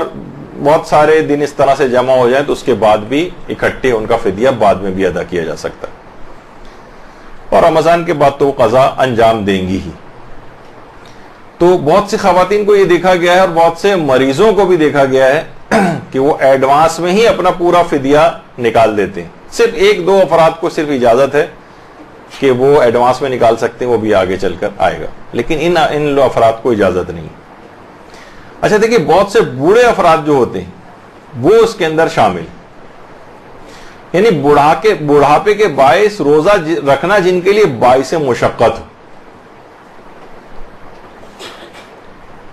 دیکھیے کچھ افراد بوڑھے ایسے ہیں کہ روزہ وہ رکھ لیں گے لیکن مشقت کے ساتھ، گرتے پڑتے جا رہے ہیں اور چکر آ رہے ہیں اور کمزوری کے اندر، نقاہتوں کے اندر لیٹے ہوئے ہیں اور بہت بوڑھے بھی ہیں. دیکھیے کوئی ویسے اس میں کوئی ایج فیکٹر نہیں تو کوئی آپ کہیں کہ بھئی کون سی ایج، 80 سال؟ نہیں، بہت سے 80 سال کیسے فٹ ہے. کہ اور بہت سے 60-65 سال کے ایسے لگ رہے ہوں گے کہ بس یہ تو بیچارے روزہ رکھ ہی نہیں سکتے. تو جو بہت زیادہ ایسے بوڑھے افراد کے جو کہ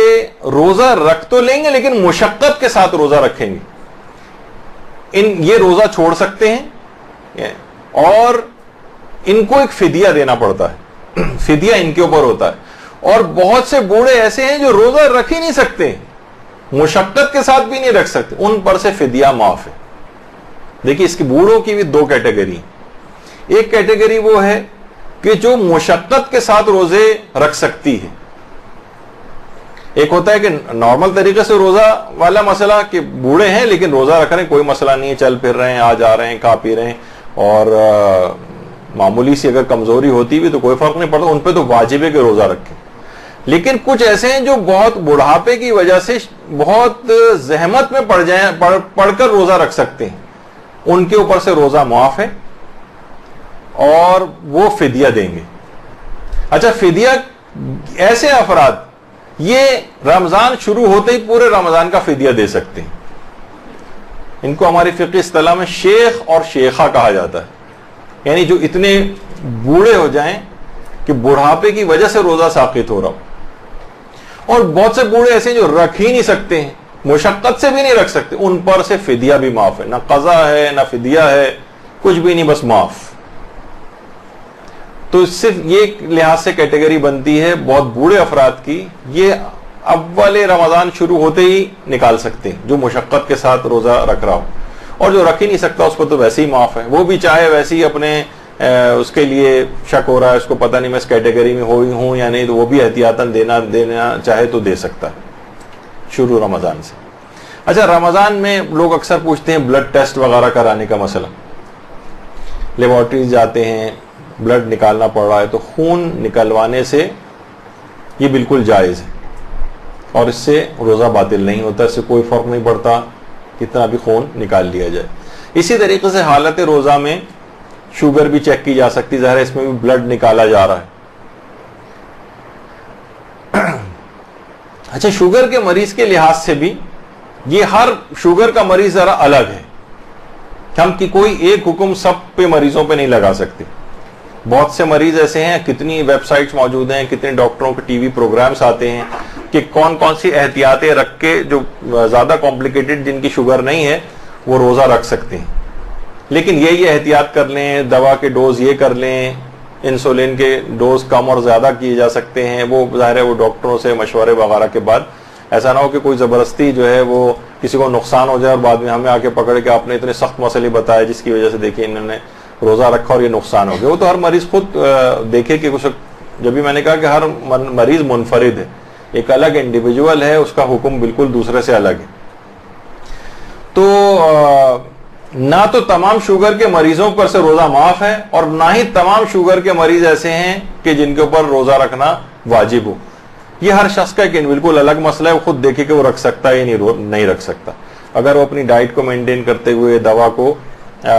ڈوز کو ایڈجسٹ کرتے ہوئے, مشورے سے, لائف سٹائل ماڈیفیکیشنز کے ذریعے, بہت ساری اس طرح کی چیزیں ہیں کہ جس سے وہ روزہ رکھنے کے قابل ہو تو اسے رکھنا پڑے گا روزہ.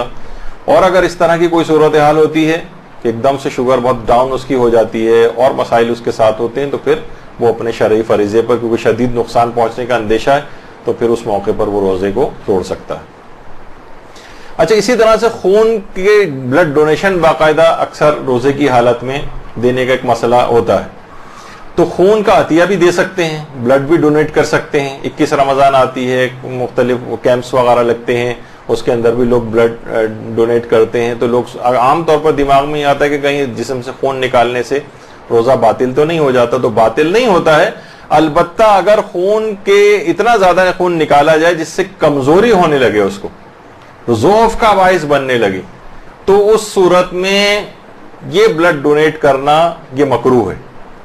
مکروہ ہو جاتا ہے, یعنی ثواب روزہ کم ہو جائے گا. کیونکہ اچھا, لیکن بعض اوقات ایسا ہوتا ہے کہ ظاہر ہے کہ مریض کو بہت ضرورت ہے ورنہ وہ مر جائے گا, تو اس طرح کی کوئی صورت حال ہوتی ہے جس میں ایک لحاظ سے دیکھا جائے تو بلڈ ڈونیٹ کرنا واجب بھی ہو سکتا ہے, تو پھر یہ مکروہ والے مسئلے کو نہیں دیکھا جائے گا. یہ عام طور پہ ہوتا ہے جب کوئی ایسی وہ نہیں ہے اور ایک کیمپ لگا ہوا ہے جس کی والنٹیئر کوئی کرے اور جا کر اپنا بلڈ دے دے, اور اسے معلوم ہے کہ نہیں اس سے مجھے کمزوری بہت ہو جائے گی, تو اس کے لیے پھر کراہیت رکھتا ہے. لیکن بہت سے لوگوں کو نہیں ایسا کوئی مسئلہ ہوتا تو وہ ان کے لیے مکروہ بھی نہیں. اچھا, بلڈ ڈونیشن کے ساتھ ساتھ ایک اور چیز بھی ہے. بہت سے علاج ایسے ہیں جیسے ہجامہ کروانا, کپنگ جسے کہتے ہیں. یہ بھی اگر خون اس کے جسم سے نکلنے سے کمزوری کا باعث بنے تو ہجامہ کروانا بھی مکروہ ہو جائے گا. بلڈ ڈونیشن کا تو آپ نے سن لیا, یعنی ہر وہ طریقہ. لیکن عام طور پر خون کے جو ٹیسٹ کروائے جاتے ہیں اس میں اتنا کم بلڈ لیا جاتا ہے کہ اس سے کوئی کمزوری وغیرہ نہیں ہوتی. البتہ بہت سے ایسے وہمی ٹائپ کے بھی ہوتے ہیں کہ ذرا سا 5 cc بلڈ نکال لیا جائے تو کہتے ہیں پتہ نہیں کتنا نکال لیا, اور بے ہوش ہونے لگتے ہیں اسی وقت. تو وہ اس طرح کے وسواسی افراد کی بات نہیں ہو رہی, لیکن عام طور پر جسم سے اتنی مقدار میں ایسا خون نکلنا جو کمزوری کا باعث بن جائے, یہ حالت روزہ میں مکروہ ہے. اور قطع نظر اس کے, ابھی میں اس کے فقہی احکام پہ تو ہم کافی تفصیلی کلاس زنجیر زنی اور قمع زنی کے موضوع کے اوپر لے چکے ہیں. وہ ہر مجتہد کے اپنے اپنے مقلد جو ہے اپنے اپنے مجتہد کے مسئلے کے اوپر عمل کرے. لیکن ویسے کہ عام طور پر زنجیر زنی وغیرہ کے اندر وہ اس میں بھی خون اتنا معمولی نکلتا ہے کہ وہ کمزوری کا باعث نہیں. یعنی اس لحاظ سے اس مسئلے سے قطع نظر کہ کچھ مراجع اس کو منع کرتے ہیں, کچھ جائز قرار, وہ والی چیز ابھی ہم نہیں کر رہے, ابھی صرف خون جسم سے نکالنے کی بات کر رہے ہیں. تو اس لحاظ سے اگر وہ کیونکہ اتنی کم مقدار ہوتی ہے کہ وہ کمزوری کا باعث نہیں ہوتی. بہت زیادہ اگر کوئی ایسا کر لے اور کمزوری کا باعث ہو جائے تو وہ ٹھیک ہے, وہ ایک الگ مسئلہ ہو جائے گا. لیکن اس میں بھی عام طور پر اتنا خون نہیں نکلتا. تو اس میں معیار یہ ہے کہ اتنا خون جو کہ کمزوری کا باعث بنے وہ مکروہ ہے. اچھا, بہت سارے ٹیسٹ ایسے ہیں جو ڈاکٹر حضرات عام طور پر لکھتے ہیں, جیسے معدے کی انڈوسکوپی وغیرہ کرانی. تو اس میں ظاہر ایک ٹیوب ہوتی ہے اور ایک کیمرہ جو ہے وہ منہ کے ذریعے اندر جو ہے وہ ڈالا جاتا ہے. تو اس سے روزہ تو نہیں ٹوٹتا ہے, البتہ اگر ٹیوب کو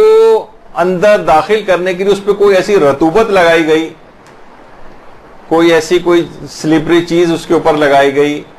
کہ تاکہ وہ فیسیلیٹیٹ ہو جائے اور آرام سے وہ چیز الگ سے پاس ہو جائے, اس صورت میں روزہ باطل ہوتا ہے.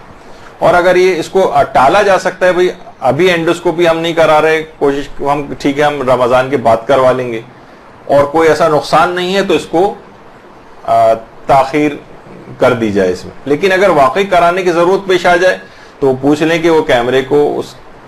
یا جو ٹیوب اندر ڈالیں گے وہ اس پہ کوئی ایسی چیز لگا رہے ہیں لکوڈ ٹائپ کی, یا کوئی سلپری چیز جس سے کے ذریعے وہ اندر حلق سے اندر جائے, تو اس صورت میں پھر روزہ باطل ہوگا اور بعد رمضان اس روزے کی قضا کرنا پڑے گی. کفارہ البتہ کوئی نہیں ہے, لیکن قضا اس کی انجام دینا ہوگی. اسی طرح سے بہت ساری چیزیں ایسی ہیں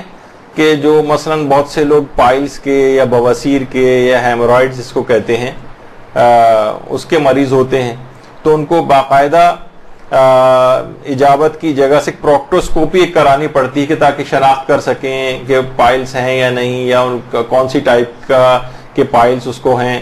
تو اور علاج کے لیے بھی پروکٹوسکوپی ہوتی ہے اور ڈائگنوسس وغیرہ کے لیے بھی ہوتی ہے, اور اس کے ساتھ ساتھ ٹریٹمنٹ بھی ہو جاتا ہے.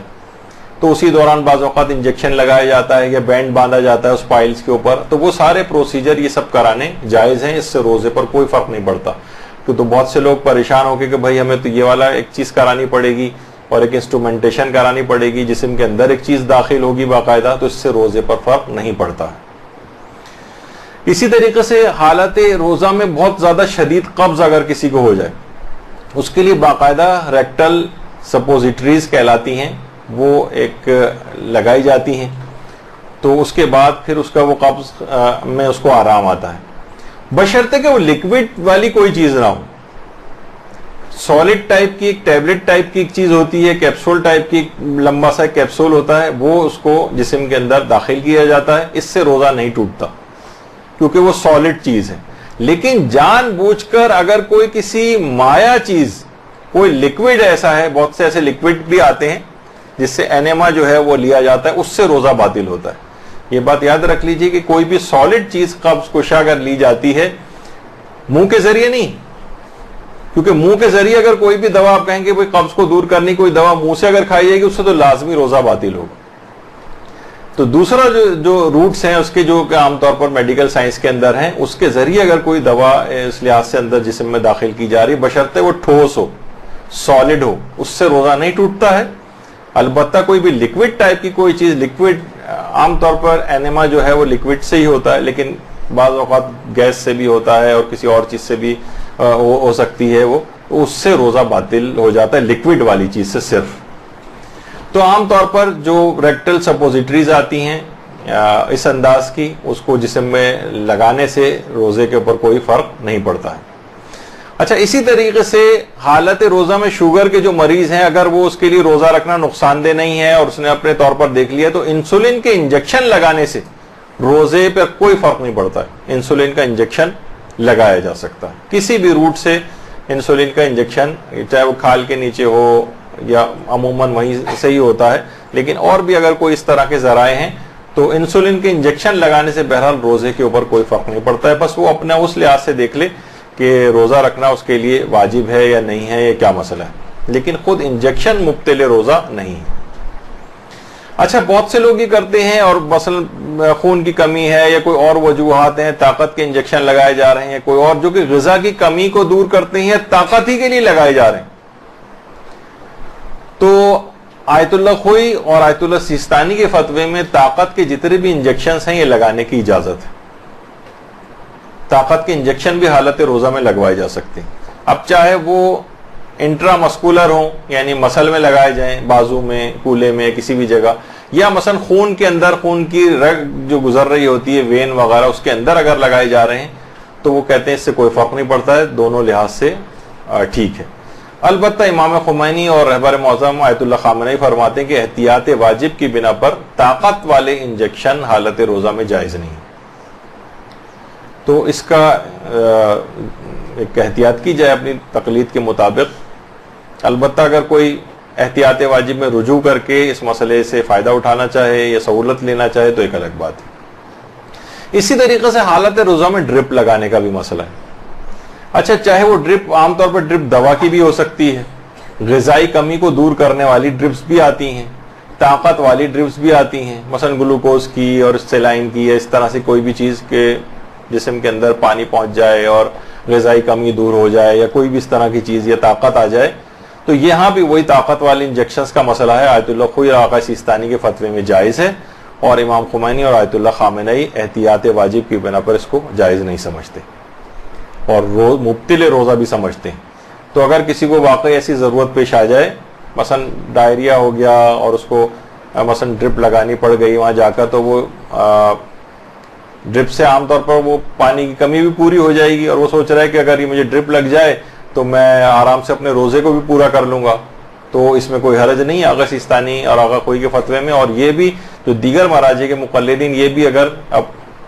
احتیاط واجب میں اگر ان کے بعد دوسرا بڑا مجتہد اجازت دے رہا ہو تو وہاں رجوع کر کے ڈرپ بھی لگوا سکتے ہیں. اسی طرح سے حالت روزہ میں دانتوں کا علاج کروانے کے لیے ڈینٹسٹ کے پاس جانے کا مسئلہ. عام طور پر ڈینٹسٹ افطار کے بعد نہیں بیٹھتے ہیں, لوگ کہتے ہیں بھائی مجبوری ہے, مجبوری کی وجہ سے کہتے ہیں پھر ہمیں تو روزہ چھوڑنا پڑے گا. نہیں, حالت روزہ میں دانتوں کے علاج کے لیے جا سکتے ہیں. ظاہر ہے اس میں وہ انجیکشنز بھی لگاتے ہیں سن کرنے والے, وہ بھی لگوائے جا سکتے ہیں.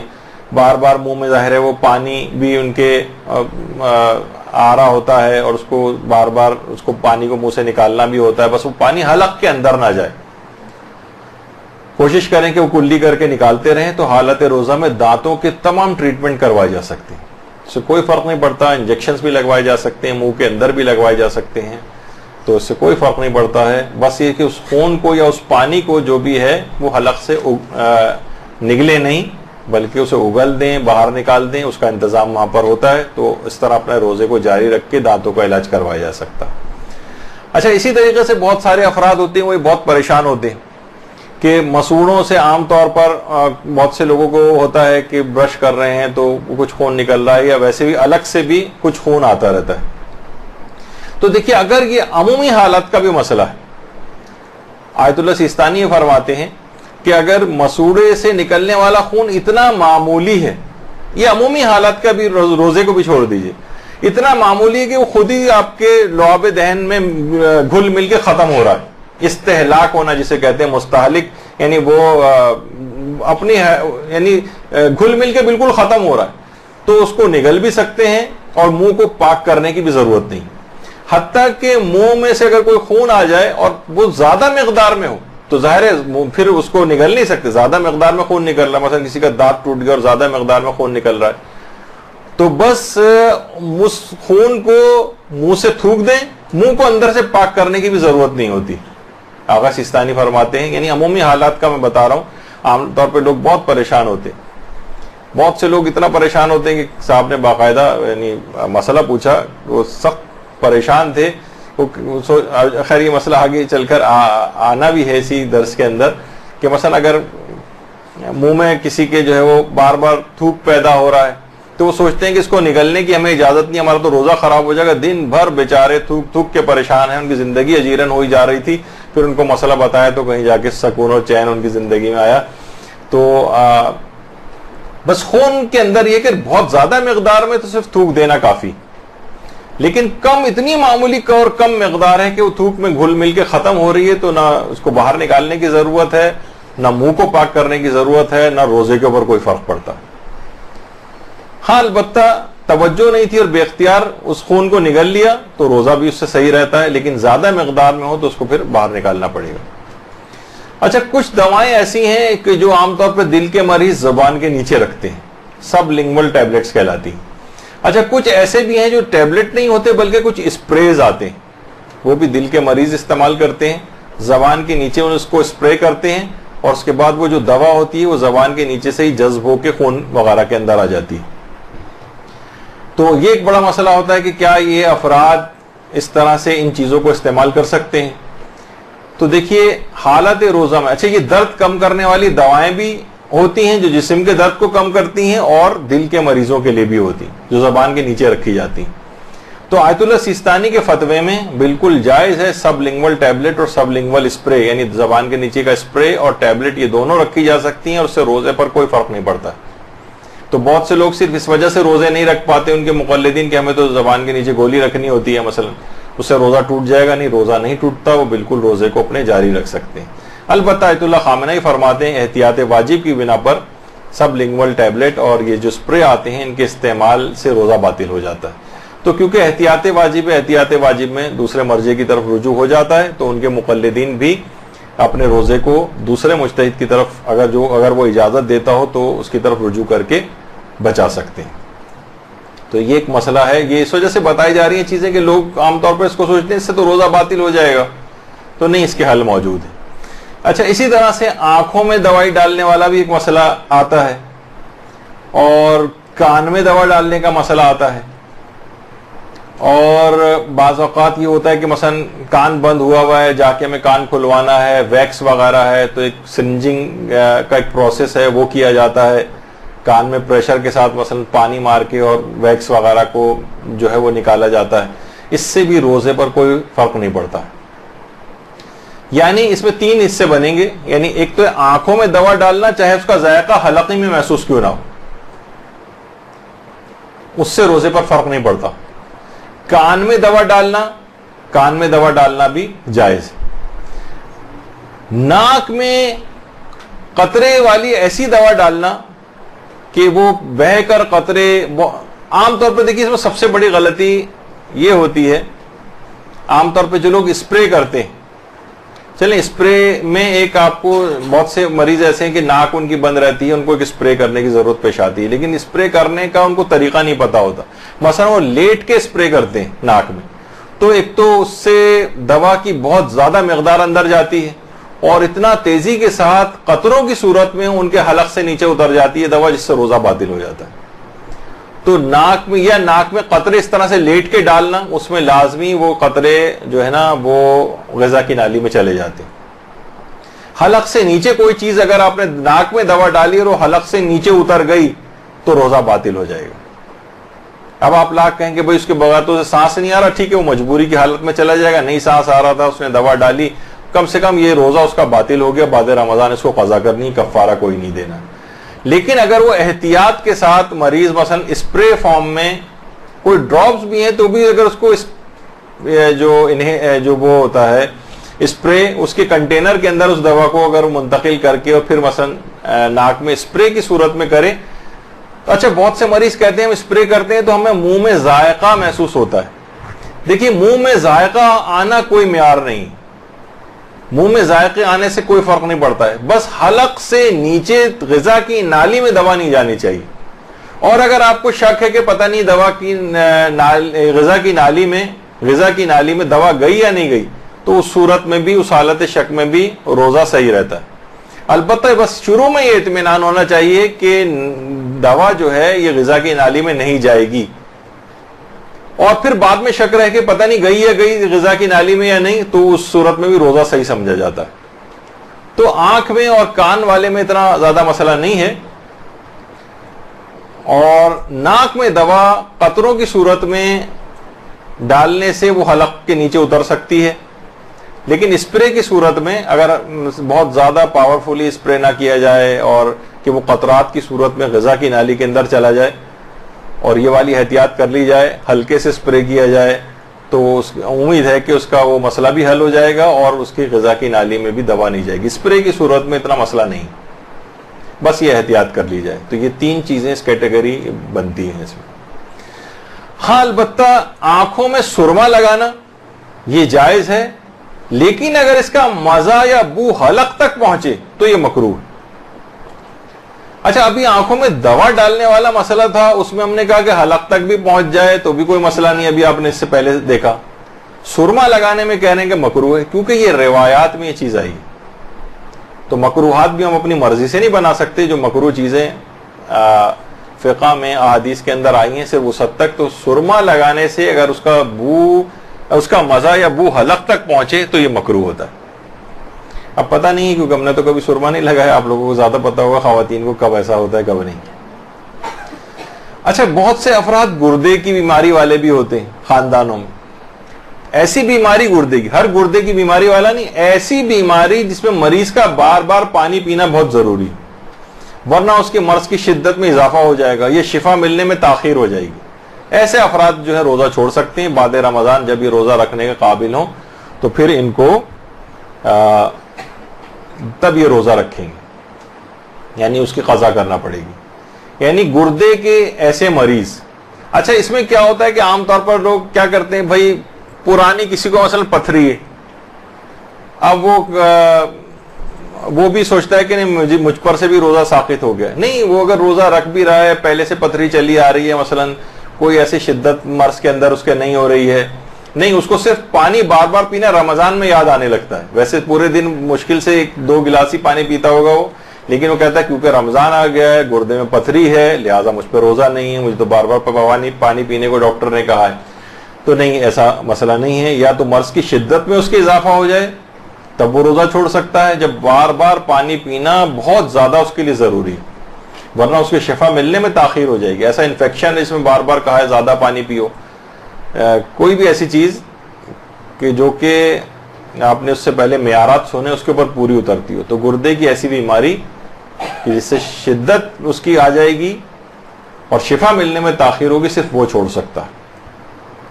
اچھا, بہت سے جسم میں جذب ہونے والی جو چیزیں, ان سے لوگ بہت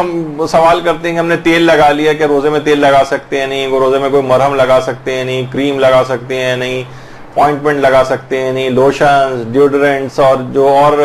اس طرح کی جو چیزیں ہیں جو کھال میں جذب ہو جاتی ہیں, ان کا استعمال بالکل جائز ہے, اس سے روزے پر کوئی فرق نہیں پڑتا. حلق سے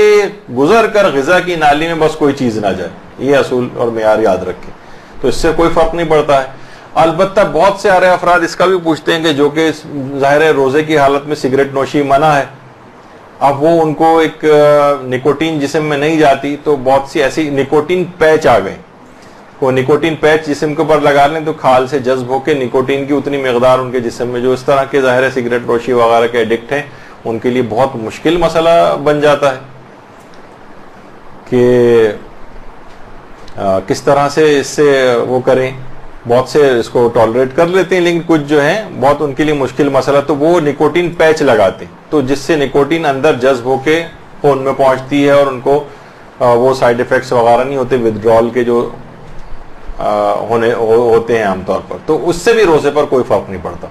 کیونکہ ظاہر غذا کی نالی سے کوئی چیز نہیں نیچے نہیں اتر رہی. اچھا اب یہاں ایک چیز، اگرچہ یہ وہ مسئلہ خواتین کے لحاظ سے تو آپ لوگ سوچیں گے کہ ہمارے لیے تو بیکار ہے حالت روزہ میں نسوار استعمال کرنے کا مسئلہ، لیکن کتنی خواتین ایسی ہیں مدرسے کے پاس، کتنے ایسے سوالات آتے ہیں کہ ہماری والدہ جو ہیں وہ نسوار کھاتی ہیں. بہت سی خواتین ایسی ہیں کہ جو کہ ایسے علاقوں، شمالی علاقہ جات وغیرہ کی، وہاں پر عام طور پر بڑی بوڑھی خواتین جو ہیں وہ نسوار وغیرہ کا استعمال کرتی ہیں. کچھ مرد بھی ایسا ہو سکتے ہیں. تو اس میں یاد رکھیں کہ اگر حالت روزہ میں نسوار کے ذرات حلق سے نیچے اتر جائیں یا نسوار سے مثلا وہ تو سائیڈ میں رکھ لی جاتی ہے نا، تو لعاب دہن کے ساتھ مخلوط ہو کر وہ لعاب اگر کوئی نکل دے، جو لعاب نسوار کے ساتھ مخلوط ہو گیا، اس سے بھی روزہ باطل ہو جاتا ہے. ہاں البتہ بہت سے لوگ اب اس میں جائیں، ایک بحث اس کے اندر چھڑتی ہے کہ ہم تو صرف رکھ رہے ہیں اور حلق سے مثلا لعاب بھی نیچے نہیں جائے گا، تو کیا تب رکھ سکتے ہیں؟ تو اگر حلق سے کوئی بھی چیز نیچے نہیں اتر رہی تو فقط کسی چیز کا منہ میں رکھنا یہ روزے کو باطل نہیں کرتا. مثلا آپ نے پانی منہ میں بھر کے بیٹھی ہوئی ہیں آپ اور حلق سے ایک قطرہ نیچے نہیں اتر رہا، تو کیا کہا جائے گا کہ مبطل روزہ نہیں؟ منہ میں کوئی چیز رکھنا مبطل روزہ نہیں جب تک کہ وہ حلق سے نیچے نہ اترے. تو اگر وہ نسوار سے مخلوط لعاب جو ہے جب تک اسے آپ حلق سے نیچے نہیں اتاریں گے تب تک، لیکن عام طور پر اس کا کوئی خیال نہیں رکھ سکتا تو لہٰذا اس کو اس سے اجتناب کرنا پڑے گا. یعنی اس کا امکان بہت زیادہ پایا جاتا ہے کہ نسوار سے کے ذرات سے مخلوط لعاب جو ہے وہ حلق سے نیچے اگر کسی نے نگل لیا تو روزہ باطل ہے. تو بہرحال اس سے اجتناب کرنا ہی ضروری ہوگا. اچھا حالت روزہ میں اکثر لوگ ایک تو ابھی تو نکوٹین پیچ آپ نے سنا، اب ایسا نہ کوئی باقاعدہ سگریٹ نوشی شروع کر دے اور یہ نسوار وغیرہ کھانا. تو بہرحال یہ کہ الیکٹرانک سگریٹ، یہ ایک نئی سگریٹ ٹائپ، اب نئی تو نہیں ہے خیر، یہ بھی پرانی ہو گئی ہے. اس میں اس انداز کا ایک گاڑھا دھواں جس طریقے سے ہوتا ہے وہ نہیں نکلتا ہے. تو باقاعدہ یہ بھی ہم نے استفتہ کر کے جو ہے وہاں سے ای سگریٹ کہلاتی ہے الیکٹرانک سگریٹ. تو وہاں سے یہ جواب آیا کہ احتیاط واجب کے طور پر روزے کی حالت میں الیکٹرانک سگریٹ کا استعمال بھی جائز نہیں. تو بہرحال اگر کوئی بہت سارے افراد جو ہے، بہت سے لوگ کہتے ہیں بھائی اس میں تو ویسا دھواں بھی نہیں ہے، پھر یہ ایسا کیوں ہو رہا ہے؟ تو یہ دیکھیے یہ کام مجتہد کا ہے، اس پہ دلائل دیجئے، قرآن و حدیث ہے. تو یہ ہم لوگوں کا کام نہیں، یہ مجتہد کا کام ہوتا ہے کہ وہ اس کے پاس اصول، قواعد، ضوابط قرآن و حدیث کے اوپر مکمل نگاہ جس کے تحت انہوں نے احتیاط واجب لگا کے منع کیا اس کا استعمال. تو مقلد کا کام فقط اور فقط اس کے اوپر عمل کرنا ہے.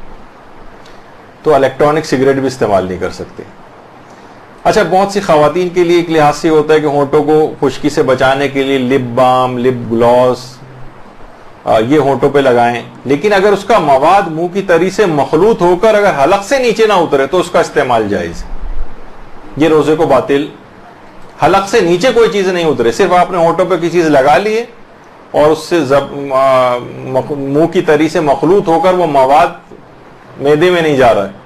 تو ٹھیک ہے، کوئی مسئلہ نہیں، یہ سب لگا سکتے ہیں، کوئی فرق نہیں پڑتا اس سے. اسی طریقے سے اگرچہ روزے دار کے منہ کی بو کو جو ہے وہ اللہ پسند کرتا ہے، روایت میں یہ بات آئی، لیکن اگر کوئی کسی کو اچھا نہیں لگ رہا ہے اور وہ حالت روزہ میں منہ کی بو کو دور کرنے کے لیے کوئی خوشبودار اسپرے منہ میں کرے اور اس کا مواد حلق سے نیچے نہ اترے تو اس کا روزہ صحیح ہے. لیکن اگر وہ حلق سے نیچے اتر رہا ہے مواد اس کا تو پھر روزہ باطل ہو جائے گا. لیکن اصلاً حلق سے کوئی چیز نیچے نہ اترے تو منہ میں اگر اس کو استعمال کر لیا جائے، کوئی ایسی دوا لگا لی جائے تو اس سے بھی روزے پر فرق نہیں پڑتا. اور حالت روزہ میں یہ بہت زیادہ سوالات اس طرح کے آتے ہیں، مثلا حالت روزہ میں مہندی کے لگا سکتے ہیں نہیں، بالوں میں خضاب لگانا، ناخن کاٹنا، بال کٹوانا، ان سے روزے پر کبھی کوئی فرق نہیں پڑتا، جائز ہے بالکل. ہاں البتہ مہندی لگانا، وہ پردے وردے کے احکام وہ ہم ڈسکس نہیں کر رہے، تو صرف روزے کے حوالے سے کر رہے ہیں کہ نامحرم کے سامنے مثلا مہندی لگے ہوئے ہاتھوں کے ساتھ آنا وہ جائز نہیں ہے، یا بالوں میں خضاب لگا کے بال کھول کے نامحرموں کے سامنے آنا وغیرہ. اچھا اب ایک ہوتا ہے حالت روزہ میں قے کرنے کا یا الٹی کرنے کا مسئلہ. تو جان بوجھ کر اگر کوئی شخص الٹی کرے اس سے تو روزہ باطل ہوتا ہے، لیکن بیماری کی وجہ سے خود بخود،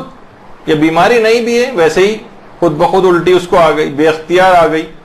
اس سے روزے پر فرق نہیں پڑتا. اچھا اگر وہ بھول جائے اور جان بوجھ کر الٹی کرے تو اس سے بھی روزے پر فرق نہیں پڑتا ہے. یعنی بھولنے کی وجہ سے کہ بھول ہی گیا کہ میں روزے کی حالت میں ہوں. مثلا بہت سی مثالیں ہوتی ہیں کہ جناب باتیں کر رہا تھا اور مکھی مثلا منہ میں چلی گئی یا کوئی بھی اس قسم کی بات, تو بہرحال اس کو نکالنے کے لیے الٹی وغیرہ کرنے کا ایک مسئلہ ہوتا ہے. اچھا, ڈکار لینے کے حوالے سے, اچھا بہت سے لوگوں کے ساتھ ایک ریفلکس بھی ہوتا ہے, ان کو تیزابیت ہوتی ہے, ریفلکس ہوا, یا ڈکار کے ساتھ کوئی چیز منہ میں آ جائے تو جان بوجھ کر اسے واپس نکلنے کی اجازت نہیں. ڈکار سے کوئی غذا کا کوئی مواد منہ میں اگر آ جائے تو جان بوجھ کے نہیں نکل سکتا. یعنی اگر بے اختیار ڈکار آئی اور بے اختیار پانی دوبارہ واپس اندر چلا گیا تو اس سے روزے پر فرق نہیں پڑتا. جان بوجھ کر نہیں ہونا چاہیے. لیکن اگر روزے دار نے ڈکار لی اور کھائی ہوئی غذا کا کچھ حصہ اس کے منہ میں آ گیا تو لازمی ہے کہ اسے تھوک دے. اگر جان بوجھ کے اس نے اس کو نگل لیا تو روزہ بھی باطل ہو جائے گا, قضا بھی ہے اور کفارہ بھی ادا کرنا پڑے گا. یہ بڑا ایک سخت مسئلہ ہے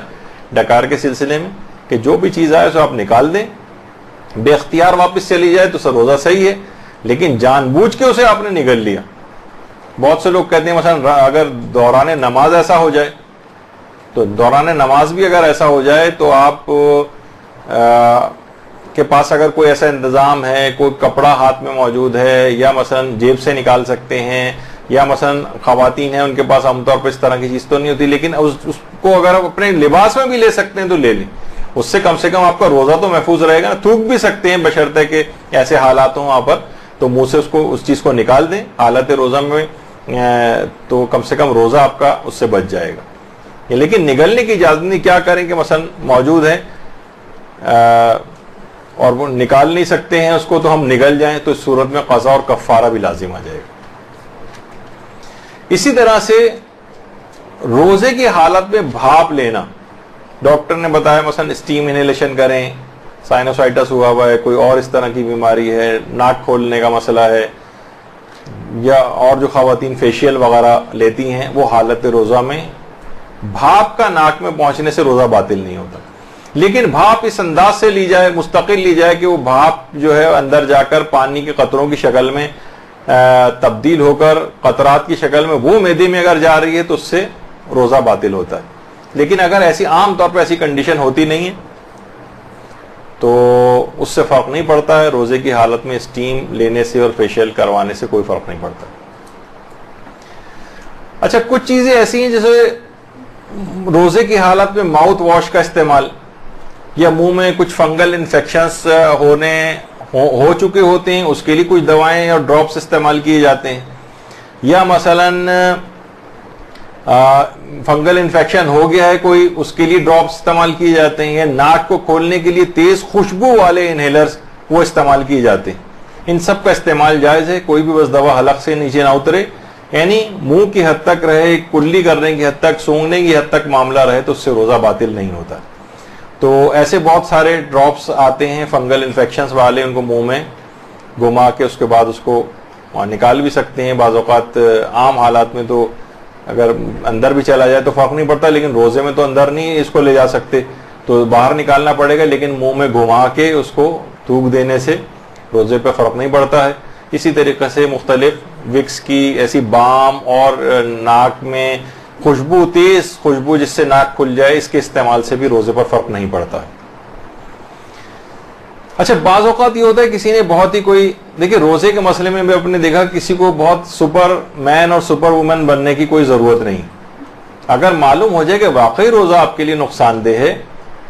تو وہ پھر روزہ اس کے لیے حرام بھی ہو جاتا ہے.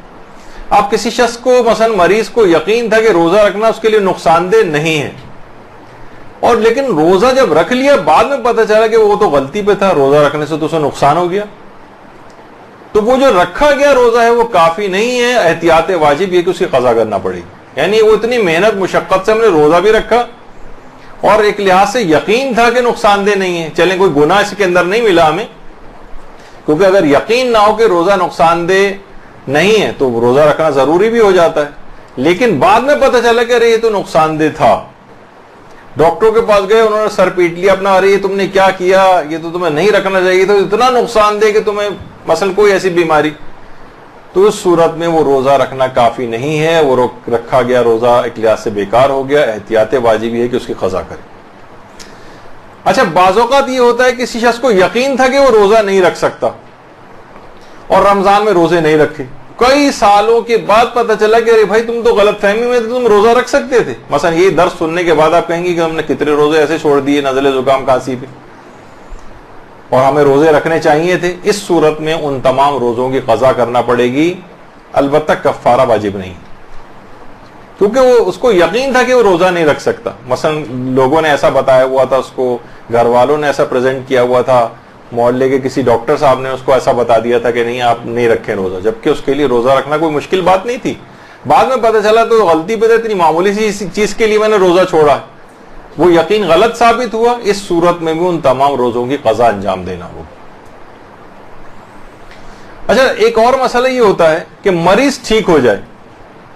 مثلا بیمار رمضان کے کسی دن ظہر سے پہلے تندرست ہو جائے اور اس نے روزہ ابھی مثلا اٹھا ہی وہ 11-12 بجے ہے, اب اسے ناشتہ واشتہ کرنا تھا اور اس نے ابھی تک کوئی روزہ توڑنے والا کام نہیں کیا, لیکن اسے ایسا لگا کہ جیسے میں روزہ اب رکھ سکتا ہوں. اب میری وہ رات کو 104 بخار تھا لیکن اس وقت بخار بھی نہیں ہے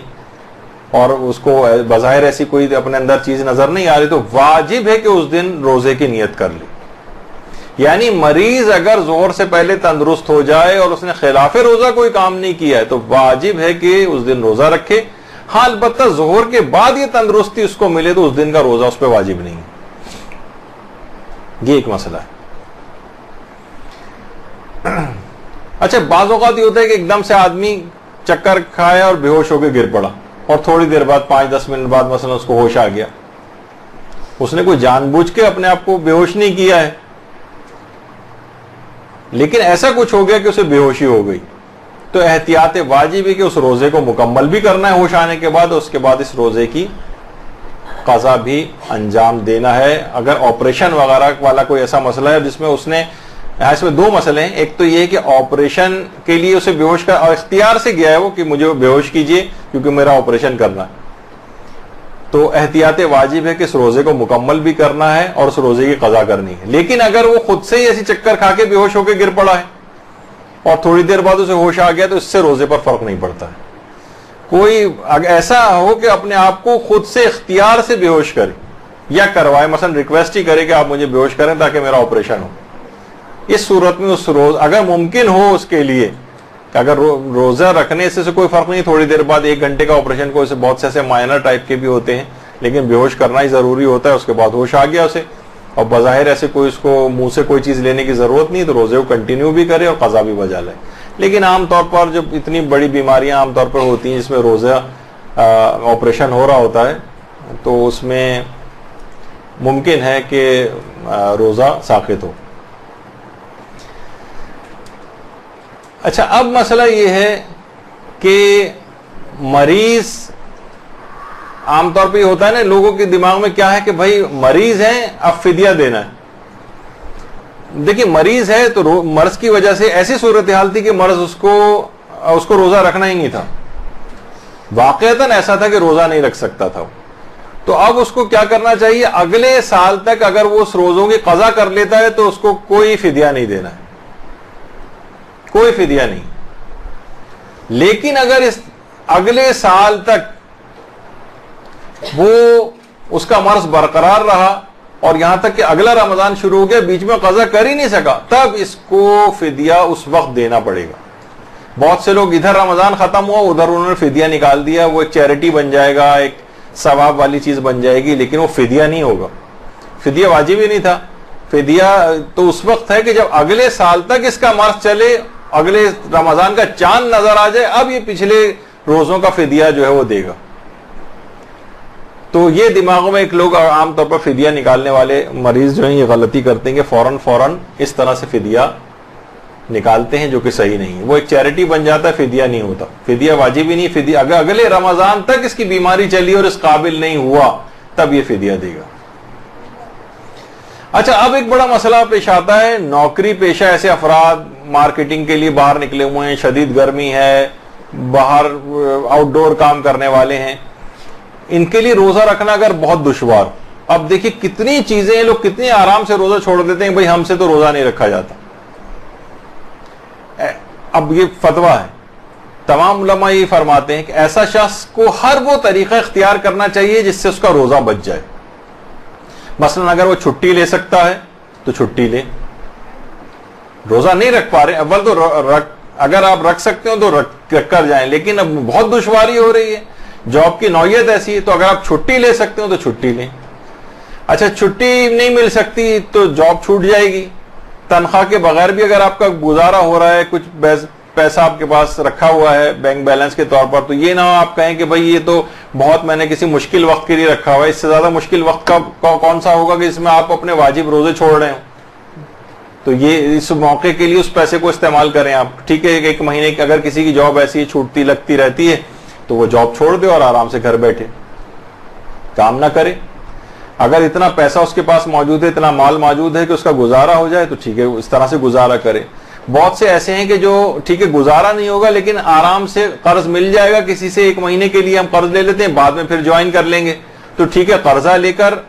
اپنا گزارا کریں, جاب پر نہ جائیں اور روزہ رکھیں گھر پہ بیٹھ کر.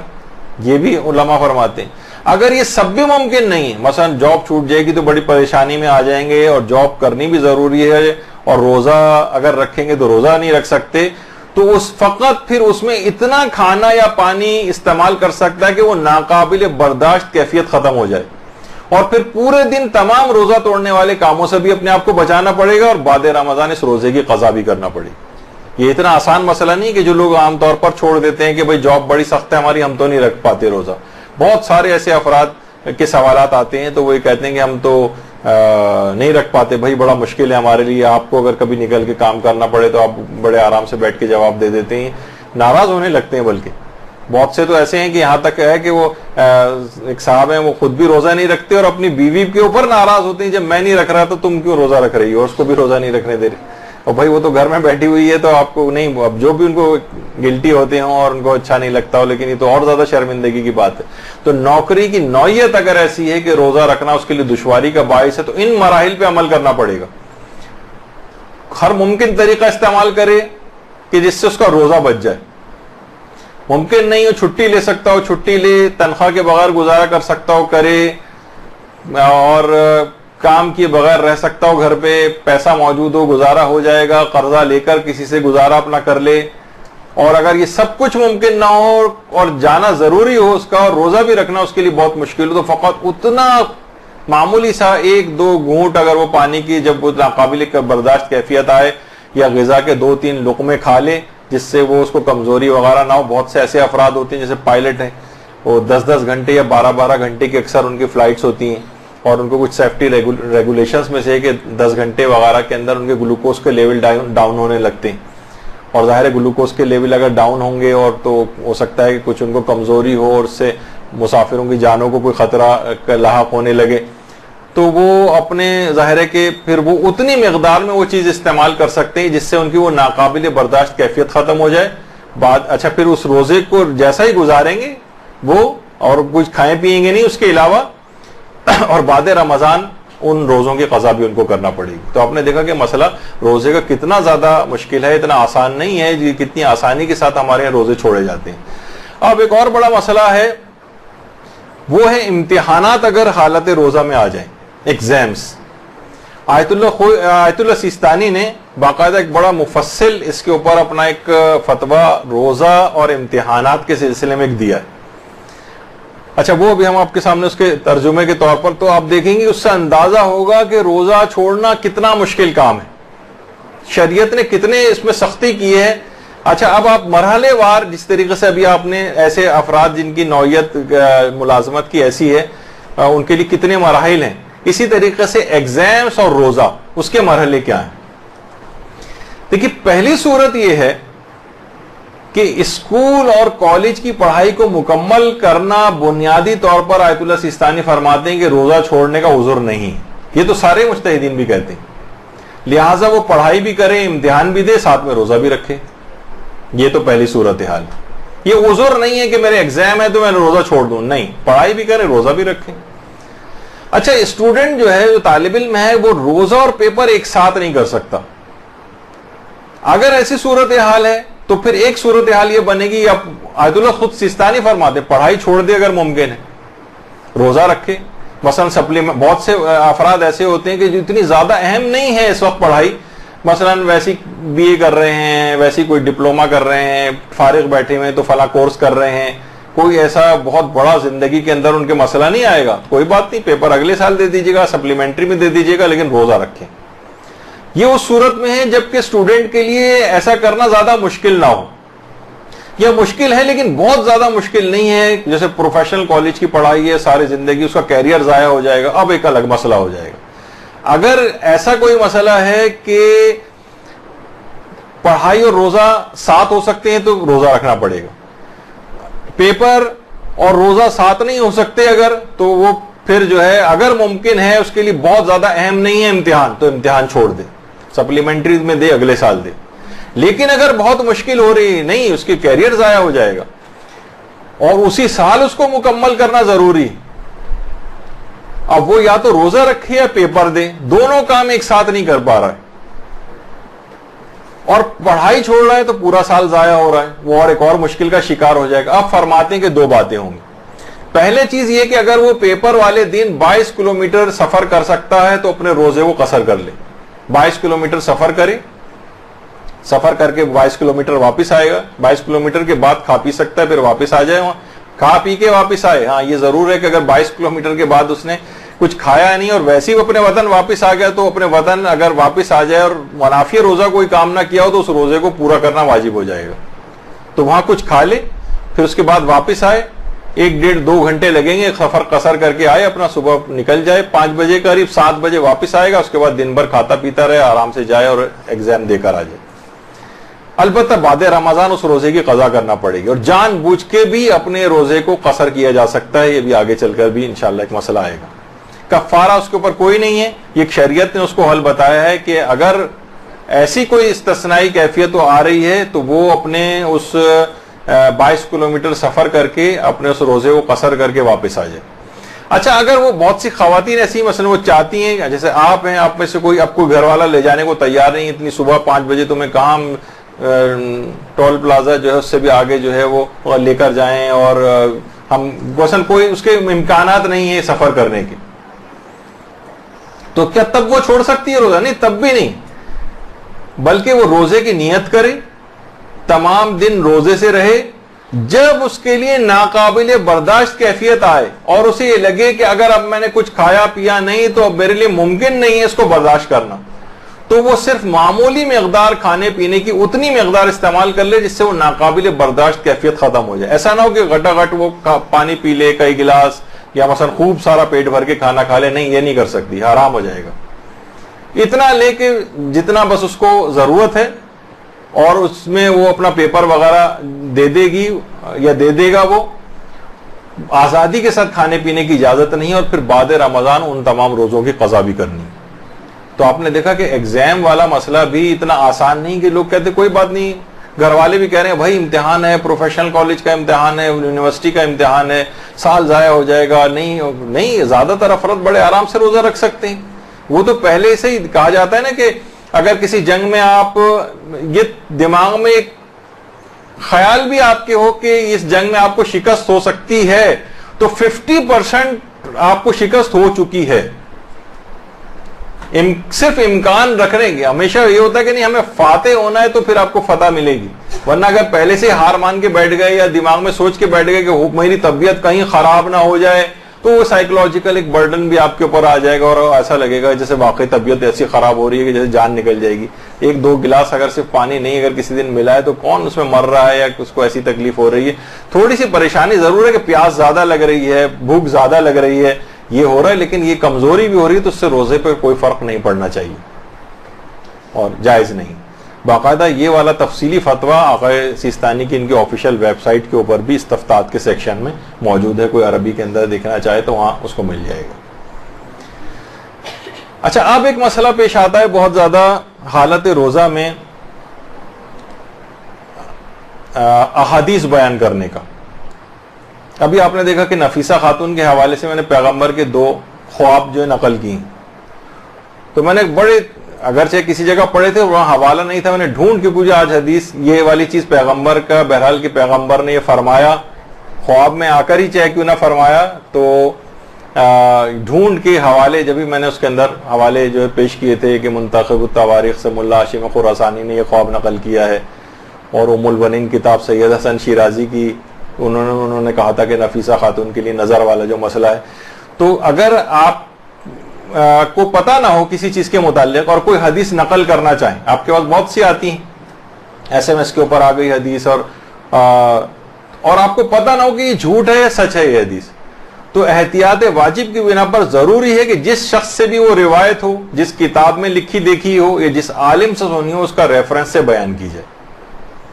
ہاں اگر کسی کو بالکل 100% پتا ہے کہ حدیث بالکل صحیح ہے، ایسے ہی پائی جاتی ہے، تو کوئی ریفرنس وغیرہ دینا ضروری نہیں. مثلا حدیث من کنت مولا فہذا علی مولا والی حدیث آپ کو علمی طور پر صحیح طریقے سے پتا ہے، اس میں کوئی حوالہ اور ریفرنس نہ بھی دیں تو حرج نہیں، روزہ صحیح ہے. لیکن کوئی ایسی حدیث آپ نقل کرنے جا رہی ہیں جس کے متعلق آپ کو پتہ نہیں، بہت سارے فلسفیوں قول امیر المومنین سے منسوب کیے جا رہے ہیں، کون سے دن اور رات 15-20 کم سے کم ایسے سوالات مدرسے کے پاس آتے ہیں کہ جو حدیثیں ایگزسٹ ہی نہیں کرتی، اور کسی نہ کسی امام کا نام لگا کر اور اس کو، اور مجہول الحال کتابیں جس کا نہ نام سنا نہ ان کے مصنف کا نام سنا. اور بعض اوقات یہ بھی ہوتا ہے کہ مثلا بہار الانوار جلد نمبر 87 فلاں، اب کون جا کے چیک کر رہا ہے کون جا کے چیک نہیں کر رہا ہے، وہ ان حدیثوں کا وجود بھی نہیں ہے، اور اس طرح سے بڑی تعداد میں حدیثیں پھیلائی جا رہی ہیں. تو اگر آپ کو پتہ نہ ہو تو آپ ریفرنس کے ساتھ بیان کریں، کتاب کا نام لیں، عالم کا نام لیں، تو پھر آپ بیان کر سکتی ہیں. اچھا بعض اوقات یہ ہوتا ہے کہ ہمیں حدیث تو بالکل صحیح پتا ہے لیکن یہ پتا نہیں ہوتا کہ، اور ہم غلطی سے نام لے لیتے ہیں کسی اور امام، مثلا چھٹے امام کی حدیث ہے ہم نے 8ویں امام سے منسوب کر دی غلط فہمی میں. تو آغا سستانی فرماتے ہیں کہ احتیاط واجب کی بنا پر جان بوجھ کر اگر آپ نے ایک حدیث ایک امام سے ہے اور دوسرے امام سے جان بوجھ کے منسوب کر دی تو احتیاط واجب ہے کہ روزہ باطل ہے. لیکن بھولے سے ایسا ہوا، آپ کو بعد میں پتہ چلا ارے یہ تو میں نے کہہ دیا کہ امیر المومنین نے فرمایا، یہ تو رسول خدا نے فرمایا تھا، ارے یہ تو مثلا امام حسین علیہ السلام کا قول ہے، میں نے جو ہے چھٹے امام سے منسوب کر دیا. تو حدیث صحیح بیان کی ہے لیکن غلط امام سے یا معصوم سے منسوب کر دی تو اس سے روزے پر فرق نہیں پڑتا، سوائے اس کے کہ جان بوجھ کے ایسا کیا ہو،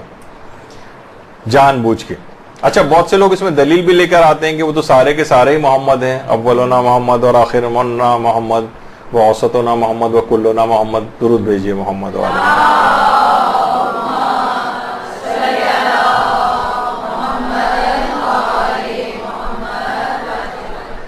تو بھولے سے ایسا ہو جائے تو روزے پر فرق نہیں پڑتا ہے، جان بوجھ کے ایسا نہیں ہونا چاہیے. اچھا کبھی یہ ہوتا ہے کہ حدیث صحیح بیان کی ہے، معصوم بھی صحیح بیان کیے لیکن راوی غلط بیان کر دیا. زرارہ سے بیان کرنا تھا اور مثلا آپ نے محمد ابن مسلم سے روایت بیان کر دی، مفضل ابن عمر کی روایت تھی اور مثلا علی ابن یقطین کا نام لے لیا. یعنی کوئی بھی راوی کے نام میں اگر گڑبڑ ہو جائے جبکہ حدیث صحیح بیان کی ہے، اس سے بھی روزے پر فرق نہیں پڑتا. البتہ یعنی احتیاط کرنی چاہیے. احتیاط، ایک عالم تھے کہ انہوں نے آیت اللہ بہجت سے آ کر کہا کہ میں رمضان کے دنوں میں درس نہیں دیتا ہوں، رات میں درس دیتا ہوں. انہوں نے کہا کیوں، اس کی کیا وجہ ہے؟ کہنے کی وجہ اس کی یہ ہے کہ روزے کی حالت میں ہوتے ہیں، کہیں روزے کی ایسی حدیث بیان ہو جائے تو اطمینان نہیں ہوتا. تو آقا بہجت نے کہا کہ اچھا رات کے وقت جب آپ درس دیتے ہیں تو آپ کو اطمینان ہو جاتا ہے. مقصد ہے کہ ان کو ٹوکا کہ آپ کو یہ احتیاط رات میں بھی کرنی چاہیے اور دن میں بھی کرنی چاہیے کہ حدیث آپ صحیح بیان کریں. یہ کیا بات ہوئی کہ روزے کی حالت میں بیان نہیں کریں گے، اس میں تو یہ احتیاط کر لیں گے روزہ بچانے کے لیے، لیکن جب غروب آفتاب کے بعد اگر بیان کر رہے ہیں تو پھر حدیث کو بیان کرنے میں زیادہ احتیاط کی کوئی ضرورت نہیں. ایسا نہیں، دونوں میں ایسی احتیاط ہونی چاہیے. تو بہرحال یہ کہ اگر راوی غلط بیان ہو جائے تو اس سے فرق نہیں پڑتا روزے پر، البتہ حدیث کو صحیح طور پر بیان کرنا چاہیے. اچھا بعض اوقات یہ ہوتا ہے کہ روزے دار کسی چیز کے بارے میں اس کو یہ اعتقاد رکھتا ہے کہ وہ واقعی قول خدا ہے، قول پیغمبر ہے، یا مثلا قول امام معصوم ہے، اور وہ اس نے منسوب کر دیا ان سے وہ قول، بعد میں پتہ چلا کہ یہ نسبت صحیح نہیں تھی، یہ ان کا قول نہیں ہے. یعنی اس کو شروع میں یقین تھا کہ انہی کا قول ہے لیکن بعد میں پتہ چلے نا ارے یہ تو ان کا قول ہی نہیں، تو اس سے اس کا روزہ باطل نہیں ہوگا، روزہ اس کا باطل نہیں ہوگا. اچھا بعض اوقات یہ ہوتا ہے کہ حالت روزہ میں کبھی ہم نے آیت کو غلط تلفظ کے ساتھ پڑھ دیا،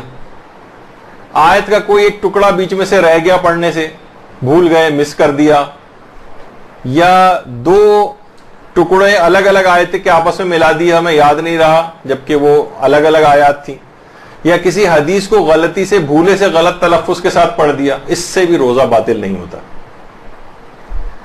البتہ ظاہر کوشش یہی کرنی چاہیے قرآن و حدیث کو صحیح تلفظ کے ساتھ پڑھا جائے۔ بہت سے لوگ اس وجہ سے تلاوت قرآن نہیں کر رہے، نہیں ایسا نہ ہو کہ حالت روزہ میں ہمیں پڑھنے میں ہمیں صحیح طرح سے آتا نہیں ہے قرآن پڑھنا، تو کہیں غلطی نہ ہو جائے تو تلاوت قرآن کر ہی نہیں رہے۔ دیکھیں ایک بات اور اس میں بتا دی جائے بیچ میں کہ ویسے تو تلاوت قرآن میں تفکر اور تدبر کرنے کا ثواب بہت زیادہ ہے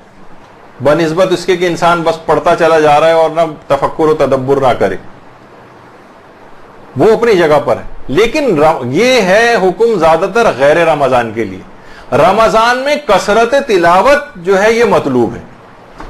زیادہ سے زیادہ تلاوت کریں، چاہے فی الحال اتنا وقت آپ کو نہ مل رہا ہو۔ جب یہ آپ ملتا ہے نا کہ امام خمینی 10 قرآن ختم کر لیا کرتے تھے جب نجف میں تھے، تو رمضان میں 10 قرآن ختم کرتے تھے، اور ابھی نفیسہ خاتون کو آپ نے سنا کہ جو ہے نا 2 دن میں 1 قرآن اس لحاظ سے ختم ہو جاتا تھا ان کا، تو ایک اس لحاظ سے دیکھیں تو 15 قرآن ان کے رمضان کے اندر ہی بنتے ہوں گے۔ کتنی روایات ملتی ہیں ائمہ معصومین کی، کتنے ان کے اصحاب کی ملتی ہیں کہ کثرت کے ساتھ 10 کے قریب جو ہے قرآن ختم کیا کرتے۔ تو جب انسان اتنی تیز رفتاری کے ساتھ یعنی قرآن پڑھ رہا ہوگا، تلاوت کر رہا ہوگا، تو تفکر و تدبر کا وقت تو نہیں ہوگا اس کے پاس۔ لوگ کہتے ہیں بھائی ایک آیت ہی پڑھیں لیکن تفکر کر کے پڑھیں، نہیں، رمضان میں کثرت تلاوت کا ثواب غیر رمضان کی نسبت زیادہ ہے۔ اس میں مطلوب یہ ہے کہ آپ تلاوت کثرت کے ساتھ پڑھیں، وجہ اس کی ہے کہ ایک آیت کو پڑھنے کا غیر رمضان میں پورے قرآن پڑھنے کے برابر ثواب ملتا ہے۔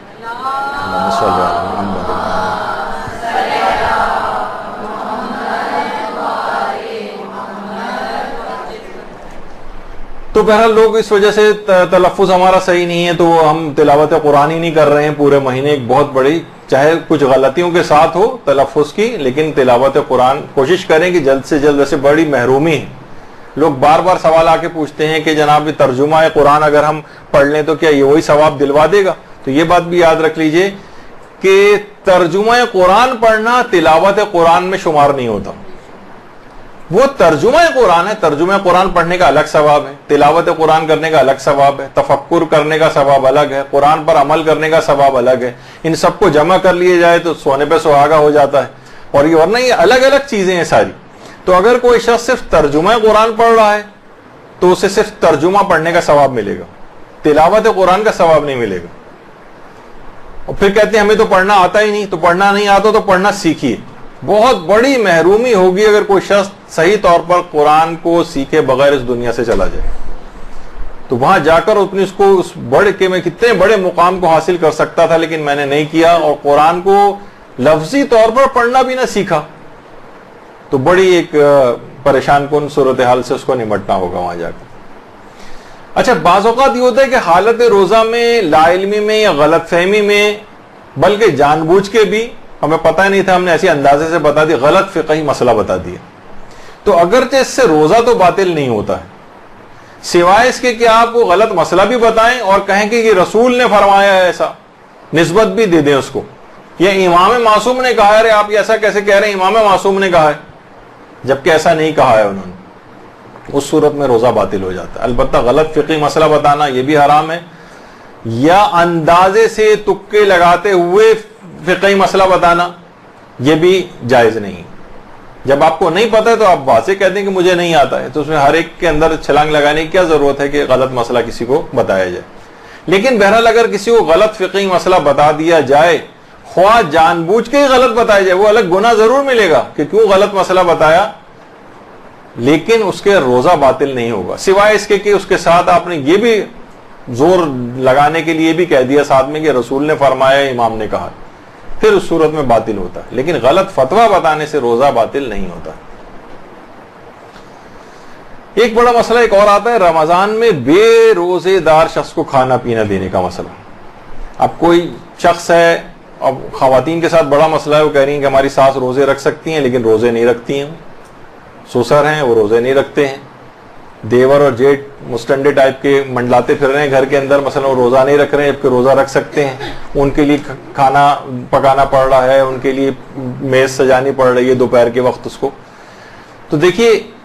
وہ گھر جہاں پر جان بوجھ کے روزہ چھوڑنے والے افراد موجود ہیں, وہاں دن میں کھانا تیار کرنا تو جائز ہے,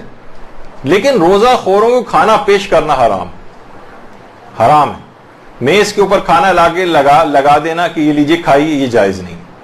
کھانا وہ پکا کے رکھ سکتی, ظاہر ہے کھانا دن میں اگر افطار میں بھی ہے, افطار کا کھانا وہ بھی حالت روزہ میں ہی پکایا جاتا ہے عام طور پر. کھانا پکانا حرام نہیں, پھر وہ خود ہی آئیں ٹہلتے ہوئے اور پتیلی میں سے نکال کے اپنا کھانا لے جا کر کھا لیں, وہ آپ کا ذمہ نہیں. لیکن جان بوجھ کر روزہ چھوڑنے والوں کے لیے کھانے کو پیش کرنا, تقدیم طعام جسے کہتے ہیں, وہ جائز نہیں, وہ جائز نہیں. اچھا, اب کچھ افراد ایسے ہوتے ہیں جو عذر شرعی رکھتے ہیں. گھر میں بہت سے افراد ایسے ہیں, بوڑھے ہیں, کوئی مسافر ہے 10 دن سے کم کا, وہ ہمارے پاس دوسرے شہر سے آیا ہوا ہے, کوئی بیمار ہے جس کے اوپر سے روزہ ساقط ہے, ان کو کھانا پیش کر سکتے ہیں. لیکن رمضان المبارک اس طرح سے کھانا پیش کریں کہ توہین نہ ہو. ایسا نہ ہو کہ بالکل گھر میں ایک فضا پیدا ہوئی ہوئی ہے جس طرح کا لنچ ہو رہا ہے عام دنوں کی طرح سے. یعنی رمضان کے احترام کا خیال رکھتے ہوئے وہ لوگ, ایسے افراد کے لیے بھی بہتر ہے کہ وہ چھپ کر کھائیں, لوگوں کے سامنے نہ ہو, تاکہ رمضان کی بے احترامی نہ ہو. تو عذر شرعی رکھنے والے افراد کو تو پیش کیا جا سکتا ہے, لیکن بے عذر شرعی, مثلا اکثر گھروں میں کام کرنے والی میڈس اور یہ جو خواتین ہوتی ہیں ماسیاں وغیرہ, ان کو کہ بھائی یہ تو بیچاری دن بھر کام کرتی پھرتی ہے, روزہ نہیں رکھتی ہے, تو وہ دوپہر میں کھانا کہاں کھائے گی, تو وہ کھانا اس کو نکال کے آپ دے رہے ہیں. نہیں, یہ جائز نہیں, یہ جائز نہیں, بلکہ واضح طور پر منع. بہت سے لوگ گھر میں کام کرنے والے آئے ہوئے ہیں, مثلا رنگ کر رہے ہیں, گھر میں کلر کر رہے ہیں, کوئی مزدور کام کر رہے ہیں, وہ کہہ رہے ہیں ہم سے تو روزہ نہیں رکھا جاتا, بھائی ہم روزہ نہیں رکھتے, لائیے پانی دیجیے گا باجی ذرا, اب آپ جو ہے فریج سے پانی نکال کے دے رہے ہیں. نہیں, یہ جائز نہیں واضح طور پر. ہاں, اگر کسی جگہ رکھا ہوا ہے پانی باہر کہیں کولر وولر میں پہلے سے, اب وہ خود اٹھا کے اس کو پی لیں تو وہ ٹھیک ہے, لیکن پانی پیش کرنا, کھانا پیش کرنا, یہ جائز نہیں ہے ان کو. تو یہ دیکھنا پڑے گا, ظاہر ہے. اچھا, اسی طرح سے دن کے اوقات میں کسی غیر مسلم کو کھانا دینا یا پانی دینا, یہ بھی اگر ماہ رمضان کی حتا کے حرمت کا سبب بنے تو یہ بھی حرام. اور بہت سے کچھ علماء ایسے ہیں جو کہ اس شرط کے بغیر بھی انہوں نے مطلقاً بھی کہا ہے کہ نہیں, غیر مسلم کو نہیں دے سکتے. لیکن اگر ایسی کوئی صورتحال نہیں ہے, حتا کی حرمت نہیں ہو رہی, ظاہر ہے وہ تو غیر مسلم ہے, روزہ نہیں رکھ سکتا, گھر کا ملازم ہے, تو اس طرح سے چھپ چھپا کے اس کے رمضان کی توہین میں اگر شمار نہ ہو تو پھر ممکن ہے. لیکن جو اور افراد ایسے ہیں جو کہ جن کو ویسے روزہ خور کہا جاتا ہے, جن کو کوئی فقہی مجبوری نہیں ہے, وہ غیر مسلم بھی نہیں ہے, مسلمان ہیں لیکن روزہ نہیں رکھ رہے ہیں, کام کر رہی ہے, آ رہی ہے ماسی, کوئی ایسی بیمار نہیں ہے, کچھ نہیں ہے, کوئی ایسا عذر شرعی اس کے پاس نہیں ہے, اس کو نہیں دیا جا سکتا. اچھا, ایک مسئلہ اور آتا ہے, لیکن اس میں اب 4 بج گئے ہیں تو ابھی فی الحال یہاں تک رکھتے ہیں. البتہ یہ میرے اعتبار سے ابھی جو مسئلہ ہے, تقریباً جو آج میں تیاری کر کے آیا تھا اس کے اعتبار سے ابھی 2 گھنٹے کے فقہی مسئلے اور باقی ہیں, لیکن اب ظاہر ہے کہ ممکن نہیں ہے میرے لیے کہ اب مکمل کروں. اور اگلا لیکچر ہمارا بہت ہی اہم شب قدر والا ہوگا, جو کہ جس اتوار کو ہوگی سمجھیں اسی کی رات شب 23 ہوگی آپ لوگوں کی, تو اس لحاظ سے اس کا سننا بھی زیادہ اہم ہوگا. اور آخری والا جو اتوار ہوگا وہ تو چاند رات اور اس سے اتنا قریب ہوگا کہ اس میں ہم یہ والے فقہی مسئلے بیان نہیں کر سکیں گے. تو یہاں کی حد تک ہم روکتے ہیں اس گفتگو کو. انشاءاللہ زندگی رہی تو آئندہ سال رمضان کے ان مسئلوں کو مکمل کیا جائے گا. وصلی اللہ علی محمد وآلہ الطیبین الطاہرین. برحمتك يا أرحم الراحمين وصلى الله على محمد وآله